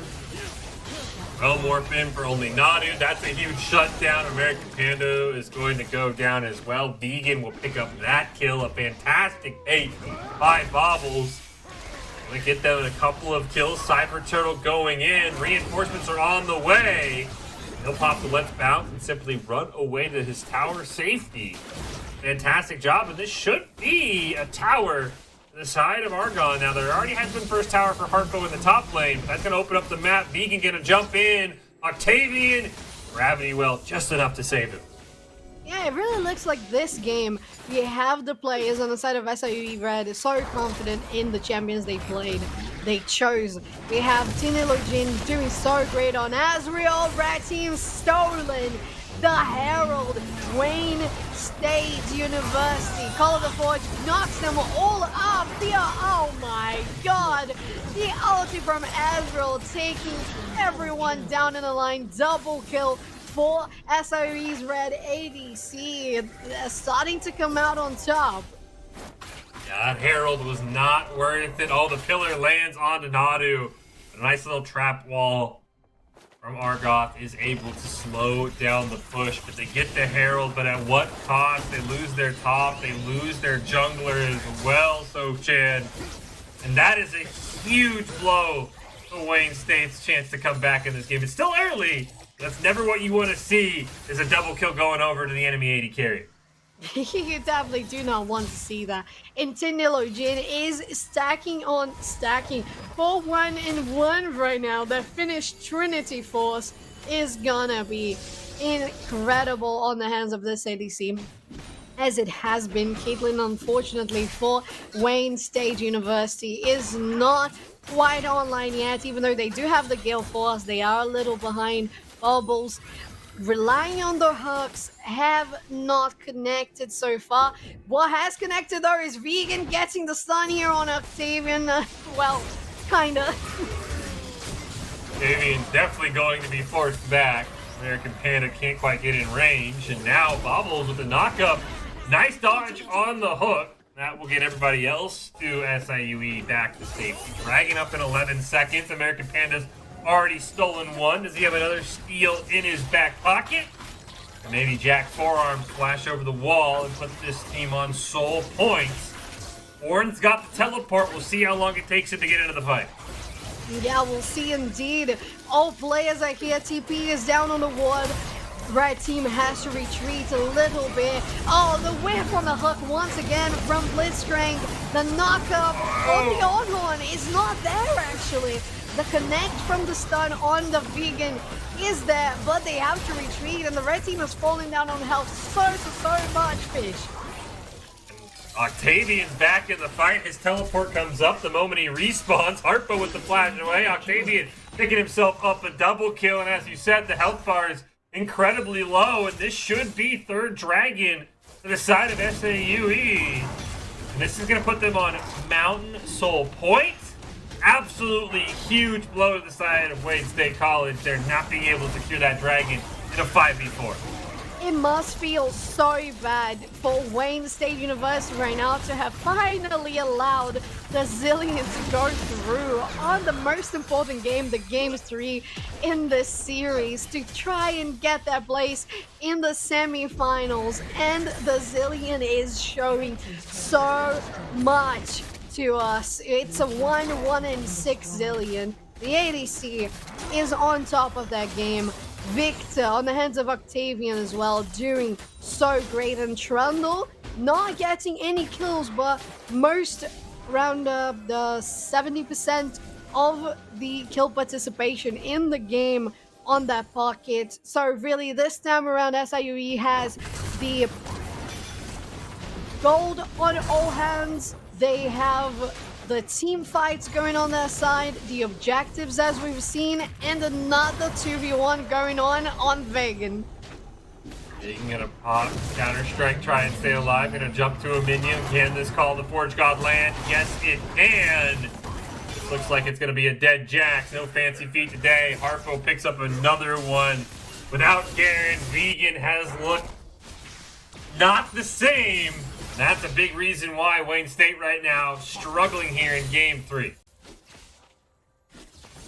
Yes, they are. Only now they're a little too advanced here. Octavian might be the one to get caught out of guard, but Bubbles hits the hook, of course, from that distance. There's no escape from that one unless you flash.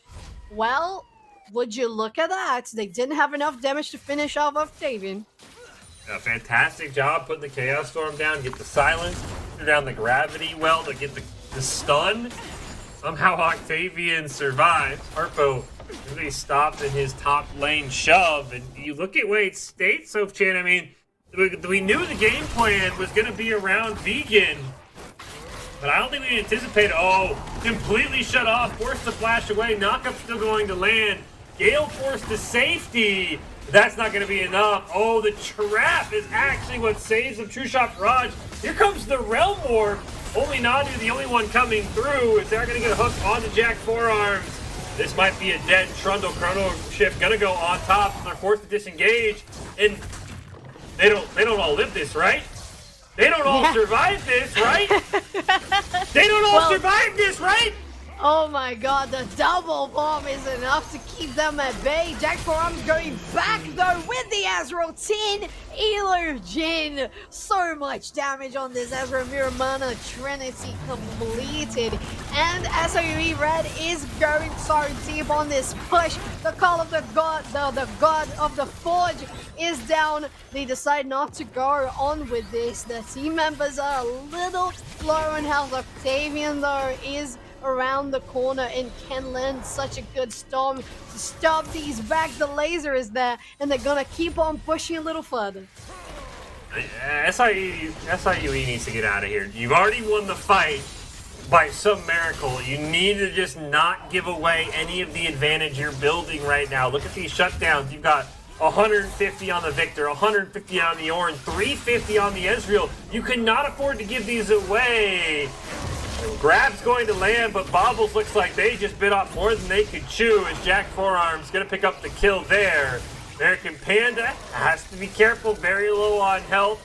Heal forced out by Argon. Oh Jack Forearm's going to jump on top. One more auto attack's going to do it. Meanwhile, Chaos Storm does go down. They finally pick up a kill, and Vegan with the shutdown. Can he stay alive? Harpo trying to chase. Meanwhile, Cyber Turtle can't quite find American Panda. They go down. The Cell Division will proc. Harpo picks up a kill onto the Vegan as well. Can they kill the final Cell? Yes, they can. And that's all up to the only Nadu, and he just gets the back off. Escapes the last man standing, the only another. So close to being cancelled on that recall fish. I was just as anxious as you were on that one, because if it had been an ace, that would have been incredible. At this point, coming into a 5k gold lead for SIUE Red. Unfortunately for Wayne State College, they are starting to be left behind, but there's still much to be played. You have Caitlyn that can come even more online. Right now, she only has the one item, the one mythic completed. Rise can also do so much. Vegan as well. If that, all of that connects into good team fights, especially trying to deny this slow point here, that might be the play. You said it is sole point. Got to teleport the only Nadu behind the team. This Rise brought Caitlyn with him. This could be a chance. True Shot Barrage going to miss. Jack Forearm able to get the smite to take down the Blitzcrank. It's now a 5v4. Vegan trying to run away. Subjugate has been used. Elastic Slingshot to get the CC. But again, only Nadu and Argonaut are on the wrong side of the 10 elo Jin. He wants revenge for game 2. He gets the kill. And this should be sole point for SIUE. Oh my god, at that distance, a 1v1 Ezreal and Caitlyn. Ezreal is gonna melt her down every time. That's also going to be the soul for the blue team. SIUE Red guaranteeing that now they have more defense. They have the shielding from the buff. And rotating for the Baron, it seems Vegan trying to get some upper hand on an engage on Harpo the Panda, but they are low on health. And the way that SIUE Red can try to take this down, I thought they were going to have more damage. There still might be some time for Wayne College to come around on this one. Gonna hook on a 10 elo Jin, but yeah, it didn't even look like Wayne State had any interest in engaging. You saw Cyber Turtle using the Elastic Slingshot just to jump over to some minions without that Cell Division passive. Didn't want to risk it. I don't know what that's going for. Oh, the minions. I think he missed the minion. Wait, did he? Let me have a look.